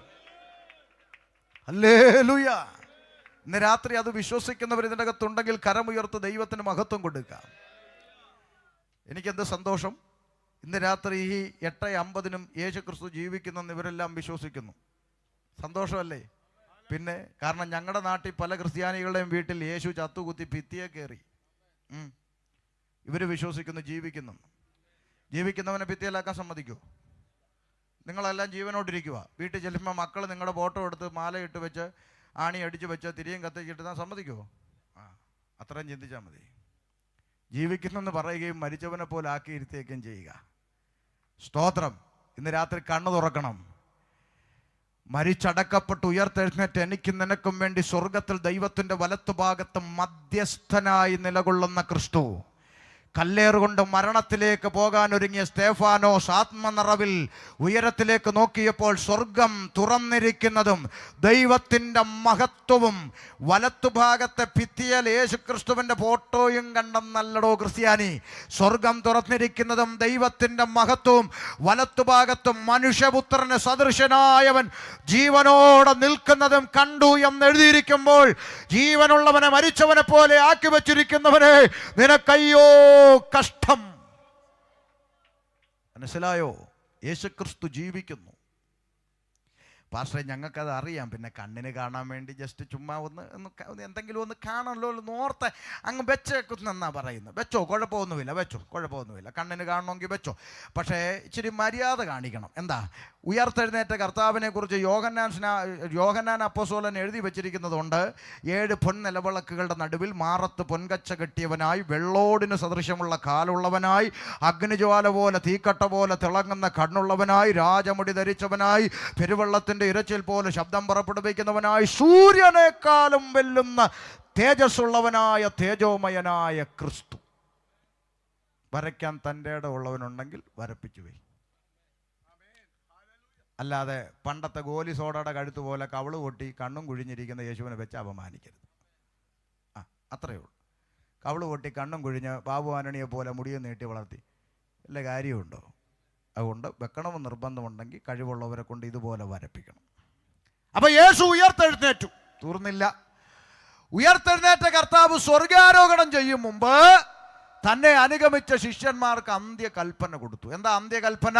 മർക്കോസിന്റെ സുവിശേഷം 16-ാം അധ്യായം 15-ാമത്തെ തിരുവചനത്തിലേക്ക് ശ്രദ്ധയെ കൊണ്ടുവരാം. വേഗത്തിൽ ഒരു ഭാഗവും കൂടെ വായിച്ച് നമുക്ക് നിർത്താം. വേഗത്തിലാകട്ടെ. 16:15.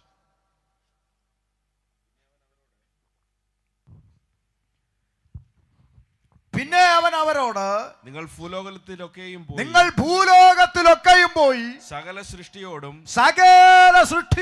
സുവിശേഷം പ്രസംഗിക്കണം. പ്രിയപ്പെട്ട ദേശവാസികളെ, യവമാർ എന്തിനാ ഇങ്ങനെ കിടന്ന് തൊണ്ട കീറുന്നത്?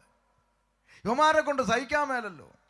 ഇതെന്നാ ശബ്ദമാണെന്നൊക്കെ പറയുമ്പോൾ നിങ്ങൾ ഓർക്കണം, എൻ്റെ പ്രിയപ്പെട്ട ദേശവാസികളായ സഹോദരങ്ങൾ ഓർക്കണം, നിങ്ങളെ ബുദ്ധിമുട്ടിക്കാനോ നിങ്ങളെ ശല്യപ്പെടുത്താനോ ആരോടെങ്കിലും ഉള്ള വാശി തീർക്കാനോ ദേഷ്യത്തിനൊന്നും ചെയ്യുന്നതല്ല ഇത്. പ്രാണനെ തന്ന കർത്താവിൻ്റെ കൽപ്പനയാ. സകല സൃഷ്ടിയോടും സുവിശേഷം പ്രസംഗിക്കണം. അതുകൊണ്ട് ഞങ്ങളിത് ചെയ്യുന്നതാ.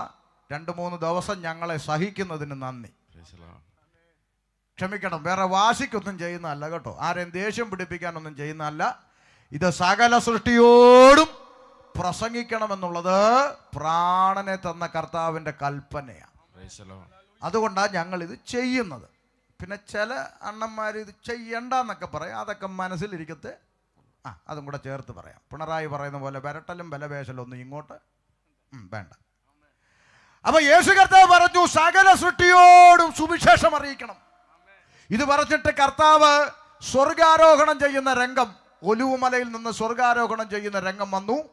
ശിഷ്യഗണം തല ഉയർത്തി ഇങ്ങനെ നോക്കി നിൽക്കുമ്പോൾ സ്വർഗത്തിൽ നിന്ന് വെള്ളവസ്ത്രധാരിയായ ദൂതന്മാരിറങ്ങി വന്ന് ശിഷ്യന്മാരോടൊരു പ്രവചനം നടത്തി. ആ പ്രവചനം ഒന്ന് വായിക്കാം.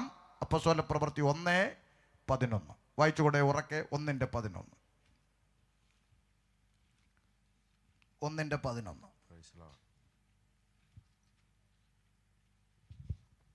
ഗലീല പുരുഷന്മാരെ, നിങ്ങൾ ആകാശത്തിലേക്ക് നോക്കി നിൽക്കുന്നത് എന്ത്? നിങ്ങളെ വിട്ട് സ്വർഗാരോഹണം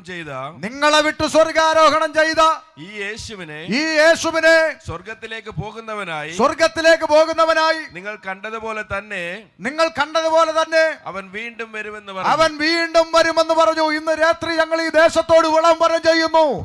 ദൂതന്മാർ അരുളി ചെയ്ത പ്രവചനം ഇന്ന് വരെ സംഭവിച്ചിട്ടില്ലാത്തതും ഏറ്റവും വേഗത്തിൽ സംഭവിക്കാൻ പോകുന്നതുമായ ഒരു പ്രവചനം ദേശത്തോട് ഞങ്ങൾ വിളംബരം ചെയ്യുന്നു. യേശു ക്രിസ്തു വീണ്ടും മടങ്ങി വരും.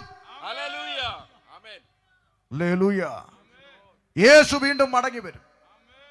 ഈ ആലോചന കേട്ട ശിഷ്യന്മാർ എന്ത് ചെയ്തു എന്നും കൂടെ വായിച്ച് നമുക്ക് ഒരുമിച്ച് പ്രാർത്ഥിക്കാം. വായിച്ചാട്ടെ. അവർ യെരൂശലേമിന് സമീപത്ത്, ശിഷ്യന്മാർ യെരൂശലേമിന് സമീപത്ത് ഒരു ശബ്ബത്ത് ദിവസത്തെ വഴിദൂരമുള്ള ഒലിവുമല വിട്ട് യെരൂശലേമിലേക്ക് മടങ്ങി പോന്നു. ശ്രദ്ധിച്ചു കേട്ടോണം. ഇനി പറയുന്ന പോയിന്റ് പറഞ്ഞ് അവസാനിപ്പിക്കാൻ പോവാ.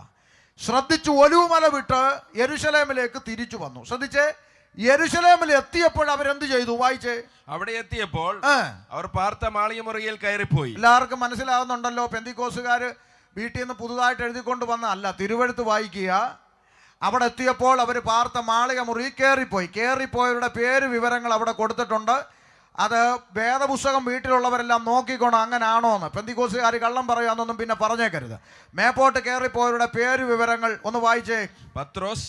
ആരാ ഈ പത്രോസ് എന്ന് പറഞ്ഞാൽ? ഒന്നാമത്തെ പോപ്പ്, മാർപ്പാപ്പ എന്നൊക്കെ നാട്ടിലെ പല ക്രിസ്ത്യാനികളും വിശ്വസിക്കുന്ന പോപ്പ്. ഇരിക്കട്ടെ, നല്ല മോശമൊന്നുമല്ലല്ലോ.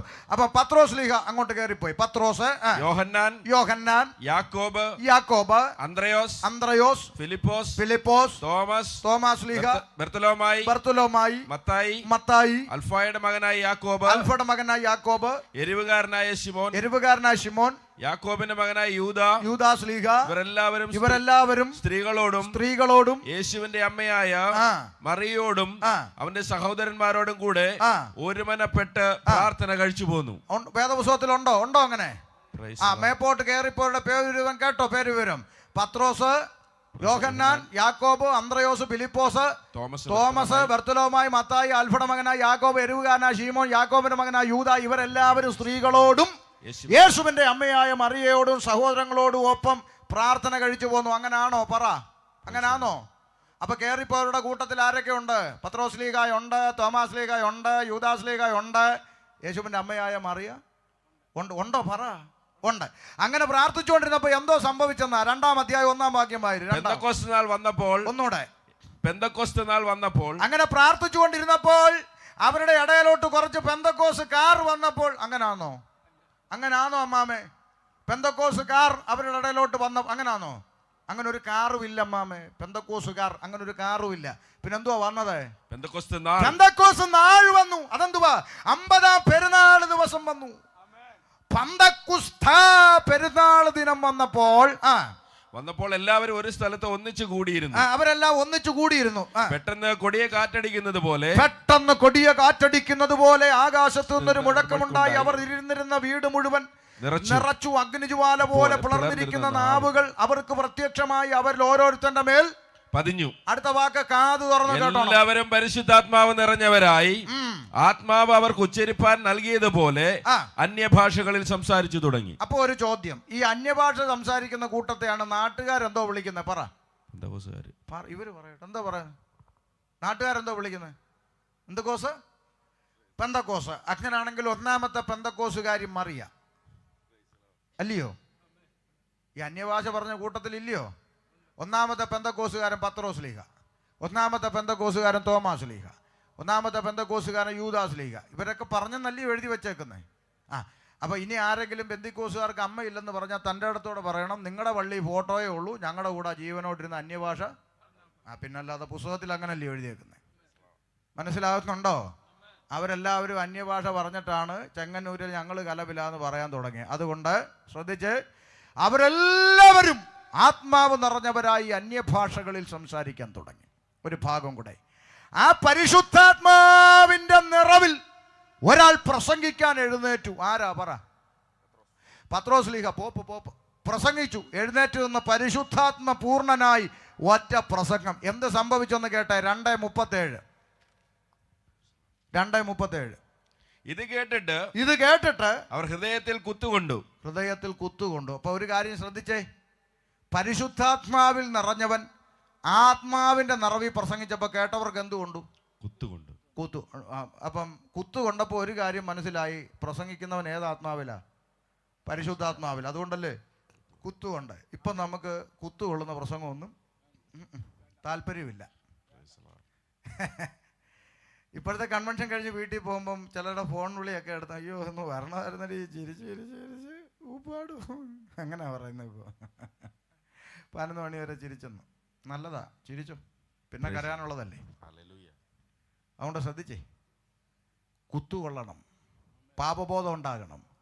ഇരുവായ്ത്തലയുള്ള ഏതു വാളിനേക്കാളും മൂർച്ചയേറിയതും സദ്യമജ്ജ മാംസങ്ങളെ വേർപിടിവിക്കും വരെ തുളച്ചു ചെല്ലുന്ന ജീവന്റെ വചനം അകത്തോട്ട് തുളച്ചു കയറി കുത്തുകൊണ്ടവരെല്ലാം കൂടെ എന്ത് ചെയ്തു? കമ്മിറ്റി കൂടി ഉപദേശിയുടെ കൊങ്ങാക്കി പിടിച്ചെന്നാണോ? പിന്നെ എന്തുവാന്ന് വായിച്ചു കൊടുത്ത് നിർത്താം. വായിച്ചോ. പത്രോസിനോടും ശേഷം അപ്പോസ്തലന്മാരോടും സഹോദരന്മാരായ പുരുഷന്മാരെ ഞങ്ങൾ എന്ത് ചെയ്യണ്ടു എന്ന് ചോദിച്ചു. കുത്തുകൊണ്ടവരെല്ലാം കൂടെ ചങ്കത്തെ വെച്ച് ചോദിച്ചു. പത്രോസിനോട് ചോദിച്ചു, സഹോദരന്മാരെ, നിങ്ങൾ ഓരോ വാക്ക് പ്രസംഗിക്കുമ്പോഴും എന്റെ ചങ്കത്ത് കുത്തുകൊള്ളുമായിരുന്നു.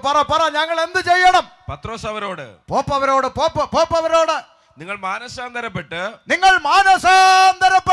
നിങ്ങളുടെ പാപങ്ങളുടെ മോചനത്തിനായി ഓരോരുത്തൻ യേശു ക്രിസ്തുവിന്റെ നാമത്തിൽ സ്നാനമേൽപ്പി. അകത്ത് കയറിയ പാപം പുറത്തു പോകണമെങ്കിൽ മാനസാന്തരപ്പെട്ട് സ്നാനപ്പെടാൻ. ഷമീർ കൊല്ലം അല്ല പറഞ്ഞത്, പത്രോസ് ലീഹയുടെ പ്രഖ്യാപനം. ഇത് തന്നെയല്ലേ ഞങ്ങളും ഈ പറഞ്ഞുകൊണ്ടിരിക്കുന്നേ. ഇതിൻ്റെ അകത്ത് ഒരു വരി കൂട്ടിയോ ഒരു വരി കുറച്ചോ? മാനസാന്തരപ്പെട്ട് സ്നാനപ്പെട്ടാൽ പാപമോചനം കിട്ടുമെന്ന് പത്രോസ് ലീഹ പറഞ്ഞത് കൊണ്ടാണ് ഞങ്ങൾ പോത്തിനെ കുളിപ്പിക്കുന്ന കലക്ക വെള്ളത്തിൽ മുങ്ങുന്നത്. മനസ്സിലായോ? അല്ലാതെ ഇത് ഞങ്ങൾ ആരെങ്കിലും പുതുതായിട്ട് ഉണ്ടാക്കിക്കൊണ്ട് വന്നൊരു പരിപാടിയല്ല. വേദപുസ്തകം കയ്യിലുണ്ടെങ്കിൽ തുറന്നു നോക്കണം. നിങ്ങൾ ഓരോരുത്തരും മാനസാന്തരപ്പെട്ട് നിങ്ങളുടെ പാപങ്ങളുടെ മോചനത്തിനായി ഓരോരുത്തരും യേശുക്രിസ്തുവിന്റെ നാമത്തിൽ സ്നാനമേൽപ്പിൻ. എന്നാൽ പരിശുദ്ധാത്മാവെന്ന ദാനം ലഭിക്കും. വാഗ്ദത്തം നിങ്ങൾക്ക് നിങ്ങളുടെ മക്കൾക്കും നമ്മുടെ ദൈവമായ കർത്താവ് വിളിച്ചു വരുത്തി ഏവർക്കും ഉള്ളതല്ലോ എന്ന് പറഞ്ഞു. പരിശുദ്ധാത്മാവെന്ന വാഗ്ദത്തം മറ്റു പല വാക്കുകളാലും അവൻ സാക്ഷ്യം പറഞ്ഞ് അവരെ പ്രബോധിപ്പിച്ചു. ഈ വക്രതയുള്ള തലമുറയിൽ നിന്ന് രക്ഷിക്കപ്പെടുവിനെന്ന് അവൻ അവരോട് പറഞ്ഞു. അടുത്ത വാക്കും കൂടെ വായിച്ച് പുസ്തകം അടച്ചേരെ. അവന്റെ വാക്ക് കൈക്കൊണ്ടവർ സ്നാനമേറ്റു. എത്ര പേര്? അന്ന് 3000-ഓളം പേർ അവനോട് ചേർന്നു. മതി പുസ്തകം അടച്ചു. ഒറ്റ പ്രസംഗം, ചങ്കത്ത് കുത്തുകൊള്ളുന്ന ഒറ്റ പ്രസംഗം. 3000 പേര് രംഗത്ത് വന്ന് പറഞ്ഞു, ഞങ്ങൾക്ക് സ്നാനപ്പെടണം പാസ്റ്ററെ എന്ന്. പിടികിട്ടുന്നുണ്ടോ? അല്ലാതെ പിടിച്ചോണ്ട് പോയി വലിച്ചോണ്ട് പോയി ആ പരിപാടി എവിടെ ഇല്ല. ആരും പിടിച്ചും വലിച്ചും കൊണ്ടുപോയി വെള്ളത്തിൽ മുക്കുന്ന പരിപാടി അല്ലത്. ആർക്ക് വേണം കൈവൊക്കെ ലേലംവിളി ഒന്നും നടന്നില്ല അവിടെ. കുത്തുകൊള്ളുന്ന പ്രസംഗം അങ്ങോട്ട് ചെന്നപ്പോൾ പരിശുദ്ധാത്മാവ് ഹൃദയങ്ങളിൽ പരിവർത്തിച്ചവർ രംഗത്ത് വന്ന് പറയുന്നു, ഞങ്ങൾക്ക് സ്നാനപ്പെടണം. അങ്ങനെ വളർന്നതാണ് ദൈവസഭ. മനസ്സിലാകുന്നുണ്ടോ? ആരെയും പിടിച്ചും വലിച്ചും നിർബന്ധിച്ചും കൊണ്ടുവരുന്ന പരിപാടിയും മാർഗവും അല്ലത്. 3000 പേര് രംഗത്ത് വന്നു. അവർ സ്നാനമേറ്റു. ശ്രദ്ധിച്ചു കേട്ടു. അപ്പോൾ മാനസാന്തരപ്പെട്ട് സ്നാനപ്പെട്ടാൽ പാപമോചനം ലഭിക്കുമെന്ന് ഈ തിരുവഴുത്താണ് ഞങ്ങൾ ഇന്നും പ്രസംഗിച്ചുകൊണ്ടിരിക്കുന്നത്. ഇപ്പം ചില ആളുകൾ പറയും, പക്ഷേ അത് ശരിയാ, പക്ഷെ ഞങ്ങൾ ചെറുതിലെ സ്നാനപ്പെട്ടതാ. ഏത്? കുഞ്ഞാവ ആയിരിക്കുമ്പോഴേ ആണോ? അപ്പോൾ മാനസാന്തരമോ അത് വളരുമ്പം മതിയെന്ന്. പക്ഷെ ഇതിലങ്ങനല്ലല്ലോ വായിച്ചത്. മാനസാന്തരപ്പെട്ട് സ്നാനപ്പെടണമെന്നാണ് വായിച്ച്. അപ്പോൾ ഇത് തലതിരിച്ച അത് കുഴപ്പമില്ലെന്ന്. നമ്മളെല്ലാം ഇന്ന് കുളിച്ചിട്ട് തല തോർത്തി. നാളെ തൊട്ടൊരു ചേഞ്ച്. ആദ്യം തല തോർത്തിയിട്ട് പിന്നെ കുളിക്കാം. തലതിരിച്ച് ബുദ്ധിമുട്ടാണ്. ഈ ലോക ജീവിതത്തിൽ മനുഷ്യൻ നിത്യജീവിതത്തിൽ ചെയ്യുന്ന ഒരു കാര്യം പോലും തലതിരിച്ച പ്രശ്നമാണെങ്കിൽ, ആകാശം മാറിയാലും ഭൂമി ഒഴിഞ്ഞു പോയാലും മാറ്റം വരാത്ത തിരുവചനം ആരും തലതിരിക്കാൻ നിൽക്കരുത്. മാനസാന്തരപ്പെട്ട് സ്നാനപ്പെടണമെന്ന് തിരുവെഴുത്ത് പറഞ്ഞാൽ ആദ്യം സംഭവിക്കേണ്ടത് മാനസാന്തരം. മാനസാന്തരം ഒന്ന് പേപ്പർ എഴുതി കാണിച്ചാൽ പോലും മനസ്സിലാകാത്ത കൊച്ചിനും ഒക്കത്ത് വെച്ച് ഇന്നേക്ക് 2000 വർഷം കർത്താവായ യേശു ക്രിസ്തുവിൻ്റെ പാപത്തിന് വേണ്ടി വന്നെന്നും മരിച്ചെന്നും അടക്കപ്പെട്ടെന്നും ഉയർത്തെഴുന്നേറ്റെന്നും നിന്നെ ചേർക്കാൻ വീണ്ടും വരുമെന്നും കുഞ്ഞെ നീ വിശ്വസിക്കുന്നുവോ? കുഞ്ഞ് അല്ലേ? കുഞ്ഞ് വാ തുറന്ന് പറയണം, യെസ് ഐ ബിലീവ് ദാറ്റ്, ഞാനത് വിശ്വസിക്കുന്നു. അങ്ങനെ പറഞ്ഞാൽ നിങ്ങൾക്ക് സ്നാനം കഴിപ്പിക്കാം തിരുവെഴുത്തിൻ പ്രകാരം. അപ്പം നിങ്ങൾ പറയും, പാസ്റ്റർക്ക് അത് അറിഞ്ഞുകൂടാത്തതുകൊണ്ടാ, മുസ്ലിം എന്ന് പറഞ്ഞതല്ലേ? അതുകൊണ്ടാണ്. കുഞ്ഞിന് പറയാൻ അറിയത്തില്ലെന്ന് ഞങ്ങൾക്കറിയാം. അതുകൊണ്ട് പകരത്തിന് പറയാൻ ഒരാളെ ഞങ്ങൾ വെക്കാറുണ്ടെന്ന് ചിലർ പറയുക. ഞാൻ ചോദിക്കട്ടെ, നിശ്ചയത്തിന് പള്ളിയിൽ പോയിട്ടുണ്ടോ? നിശ്ചയത്തിന് വേഗം പറ. ഉണ്ട്. പള്ളിയിലച്ഛൻ ചോദിക്കാറുണ്ടോ, സൂസമ്മയെ നിൻ്റെ വലത്ത് ഭാഗത്ത് നിൽക്കുന്ന ജേക്കബിൻ്റെ ജോചാമ്മയുടെ മകൻ സണ്ണിക്കുട്ടിയെ വിവാഹ നിശ്ചയം കഴിപ്പാൻ നിനക്ക് സമ്മതമാണോ? ചോദിക്കാറുണ്ടല്ലോ. ഉണ്ട്. അപ്പോൾ ഈ പെണ്ണിൻ്റെ അപ്പൻ, ജനിപ്പിച്ച അപ്പൻ, സ്വന്തം അപ്പൻ പുറകിൽ നിന്നുകൊണ്ട് പറയുക, സമ്മതമാണ്, നടത്തുവോ? പറ, നടത്തുവോന്നു. സ്വന്തം അപ്പനല്ലേ, വാടകയ്ക്കെടുത്തൊന്നും അല്ലല്ലോ. നടത്തുവോ? ഇല്ല. അച്ഛൻ മൈൻഡ് പോലും ചെയ്യത്തില്ല. വീണ്ടും ചോദിക്കും, സൂസമ്മയെ നിൻ്റെ വലത്ത് ഭാഗത്ത് നിൽക്കുന്ന ജോസഫിൻ്റെ ജോഷാമ്മയുടെ മകൻ സണ്ണിക്കുട്ടി വിവാഹം കഴിക്കാൻ നിനക്ക് സമ്മതമാണോ? ഉടനെ പെണ്ണിൻ്റെ അമ്മ, പ്രസവിച്ച അമ്മ, സമ്മതമാച്ചോ, അവളാ നടത്തണം എന്ന് പറഞ്ഞിരുന്നേ, അങ്ങോട്ട് നടത്തുവോ? ഈ ലോകത്തിലെ മണവാട്ടിയാകാൻ പെറ്റ തള്ള പറഞ്ഞാൽ പോരെങ്കിൽ, ജനിപ്പിച്ച അപ്പം പറഞ്ഞാൽ പോരെങ്കിൽ, കുഞ്ഞാടിൻ്റെ കാന്തയാകാൻ, യേശുക്രിസ്തുവിൻ്റെ മണവാട്ടിയാകാൻ, ക്രിസ്തു എന്ന ഏകപുരുഷനെ നിർമ്മല കന്യകയായി ഏൽപ്പിപ്പാൻ വിവാഹം നിശ്ചയം ചെയ്തിരിക്കുന്ന, എൻഗേജ്മെൻറ്റ് ചെയ്തിരിക്കുന്നെന്ന് തിരുവെഴുത്ത് പറയുമ്പോൾ ആ മണവാട്ടി പദത്തിലേക്ക് വരാൻ പകരക്കാർ പറഞ്ഞാൽ ഒക്കത്തില്ല. അമ്മാമേ, നിൻ്റെ അധരം കൊണ്ട് നീ പറയണം, യേശുക്രിസ്തു എന്ന മണവാളനെ എൻ്റെ കർത്താവും എൻ്റെ രക്ഷിതാവും എൻ്റെ നാഥനുമായി ഞാനിതാ ഹൃദയത്തിൽ ഏറ്റെടുക്കുന്നു, സ്വീകരിക്കുന്നു എന്ന് മണവാട്ടി പദത്തിലേക്ക് കടന്നു വരുന്നവർ സ്വയം ഏറ്റു പറയണം. അതിനെ രക്ഷിക്കപ്പെടുക എന്ന് പറയുന്നത്. മനസ്സിലായോ? അതുകൊണ്ട് ഒറ്റ വാക്കി പറയണം, മാനസാന്തരപ്പെട്ട് സ്നാനമേൽപ്പീൻ, എന്നാൽ പാപമോചനം ലഭിക്കും. അപ്പോൾ അടുത്ത തൊന്തരവ്, ക്രൂശിലെ കള്ളൻ സ്നാനപ്പെട്ടില്ലല്ലോ. എന്തെല്ലാം ഇടങ്ങേറാന്ന് നോക്ക്. ക്രൂശിലെ കള്ളൻ സ്നാനപ്പെട്ടില്ലല്ലോ, പരദീസിലിരുത്താന്ന് യേശു പറഞ്ഞില്ലേ? സംഗതി ശരിയാ. ഒറ്റ ചോദ്യം, ക്രൂശിലെ കള്ളൻ അഥവാ യേശുക്രിസ്തുവിനോട് കൂടെ ക്രൂശിക്കപ്പെട്ട കള്ളന്മാർ ന്യായപ്രമാണ യുഗത്തിലാണോ മരണപ്പെട്ടത്, കൃപായുഗത്തിലാണോ? അപ്പം അതിപ്പം ന്യായപ്രമാണ യുഗം ഏതാ കൃപായുഗം ഏതാണെന്ന് അറിയാതിരിക്കുന്നത് എന്നോടാണോന്ന്. മോശ മുതൽ യേശുക്രിസ്തുവിൻ്റെ ഉയർത്തെഴുന്നേൽപ്പ് വരെയുള്ളവർ ന്യായപ്രമാണത്തിന് കീഴെയും യേശുക്രിസ്തുവിൻ്റെ ഉയർത്തെഴുന്നേൽപ്പ് മുതൽ ഇനി വീണ്ടും വരവ് വരെയുള്ളവർ കൃപയാലുള്ള രക്ഷായുഗത്തിലും ജീവിക്കുന്നു. ഇതിലേതിലാ കള്ളം മരിച്ചത്? ഇനി പറ. യേശു ഉയർത്തതിന് ശേഷമാണോ? അല്ല, യേശുവിനോട് കൂടെ. അപ്പം ന്യായപ്രമാണത്തിന് കീഴെ കള്ളൻ മരിക്കും. കള്ളനോട് യോഹന്നാൻ സ്നാപകൻ ആ കാലത്ത് ന്യായപ്രമാണ കാലത്ത് വിളിച്ചു പറഞ്ഞ സർപ്പസന്തതികളെ മാനസാന്തരപ്പെടുവനെന്നല്ലേ? മാനസാന്തരമല്ലേ അങ്ങർക്ക് ക്രൂശി വെച്ചുണ്ടായി. അതുകൊണ്ട് അവനെ പർദീസയിൽ ഇരുത്താമെന്ന് പറഞ്ഞു. കൃപായുഗത്തിൽ ജീവിക്കുന്ന എന്നോടും നിന്നോടും പത്രോസ്ലീഹ പറഞ്ഞ എന്തുവാന്നാ വായിച്ചേ? മാനസാന്തരപ്പെട്ട് പാപങ്ങളുടെ മോചനത്തിനായി സ്നാനമേൽപ്പി. ഇതാ കൃപായുഗത്തിൽ ജീവിക്കുന്ന എന്നോടും നിന്നോടും പോപ്പ് പറഞ്ഞു. അപ്പം നീ ന്യായപ്രമാണത്തിന് കീഴിലെ കള്ളനെ നോക്കിയിരുന്നിട്ട് അവൻ പർദീസയിലും പോകും, നീ നരകത്തിലും പോകും. മനസ്സിലായോ വല്ലോ? അതുകൊണ്ട് ഇടങ്ങേറും കൊണ്ടിരിക്കാതെ സ്നാനപ്പെട്ടേ തീരൂ. ഹല്ലേലൂയ. അതുകൊണ്ട് പറയാം, മനുഷ്യന്റെ അകത്ത് കയറിയ പാപത്തിൽ നിന്ന് മോചനം ലഭിപ്പാൻ ഓരോരുത്തൻ മാനസാന്തരപ്പെട്ട് സ്നാനമേൽപ്പീൻ, എന്നാൽ പരിശുദ്ധാത്മാവിനെ നിങ്ങൾക്ക് ലഭിക്കും. കാരണം മറ്റൊരുത്തനിലും രക്ഷയില്ല, മറ്റൊരുത്തനിലും രക്ഷയില്ല. മാനവജാതിക്ക് പാപമോചനം പ്രാപിപ്പാൻ ആകാശത്തിൻ്റെ കീഴിൽ മനുഷ്യരുടെ ഇടയിൽ നൽകപ്പെട്ട ഏകനാമം കർത്താവായ യേശു ക്രിസ്തുവിൻ്റെ നാമം. ഒരു നിമിഷം നമുക്ക് ദൈവസന്നിധിയിൽ എഴുന്നേൽക്കാം. സകല ലോക സംഭവങ്ങളും കർത്താവിൻ്റെ മടങ്ങി വരവിനെ വിളിച്ചറിയിക്കുമ്പോൾ, ഒരുപക്ഷെ ഇന്ന് രാത്രി കർത്താവ് വന്നാൽ, ഇന്ന് രാത്രി കാഹളം ധ്വനിച്ചാൽ എനിക്കും ആ കർത്താവിനോടുകൂടെ പോകണം. അല്ല ഞാനും പോകുമെന്ന് മാറാത്തൊരു തീരുമാനമെടുത്തിട്ട് വേണം ഈ പന്തൽ വിട്ടു പോകാൻ. പുറം ഭാഗത്ത് എന്നെ കേൾക്കുന്ന പ്രിയപ്പെട്ടവരോട്, ഇരിക്കുന്ന ഇരിപ്പിൽ നിൽക്കുന്ന നിപ്പിൽ ഒരു നാണയത്തൊട്ട് കൊടുക്കാതെ, ഒരു കിലോമീറ്റർ നടക്കാതെ, ഒരു മെഴുകുതിരി കത്തിക്കാതെ, ഇരിക്കുന്ന ഇരിപ്പിൽ നിൽക്കുന്ന നിപ്പിൽ ഹൃദയത്തിൻ്റെ വാതിൽ തുറന്ന് ലോകത്തിൻ്റെ വെളിച്ചമായ യേശുക്രിസ്തുവിനെ ഹൃദയത്തിലേക്ക് ഏറ്റുവാങ്ങുന്ന പക്ഷം വെളിച്ചം വരുന്നിടത്ത് ഇരുട്ട് ഓടി മാറുമെന്നതുപോലെ യേശു അകത്ത് വരുമ്പോൾ നിന്റെ അകത്തിരിക്കുന്ന പാപമെന്ന ഇരുട്ട് പുറത്തു പോകും. നീ വെളിച്ചത്തിൽ നടക്കുന്നവനാകും. സമാധാനവും സന്തോഷവും നിറഞ്ഞൊരു ജീവിതം ഈ ഭൂമിയിലും വരുവാനുള്ള സ്വർഗരാജ്യത്തിൽ സൗജന്യ പ്രവേശനവും സാധ്യമാക്കി തരുന്നു ഈ സുവിശേഷം ഹൃദയത്തിൽ ഏറ്റുവാങ്ങിക്കൊണ്ട് ഇന്ന് രാത്രി കാഹളം ധ്വനിച്ചാൽ, ഇന്ന് രാത്രി കർത്താവ് വന്നാൽ ഞാനും പോകും, എനിക്കും പോകണമെന്ന് ഇന്ന് രാത്രി നിശ്ചയമുള്ളവരെല്ലാം ചേർന്ന് പാടി കർത്താവിനെ മഹത്വപ്പെടുത്താൻ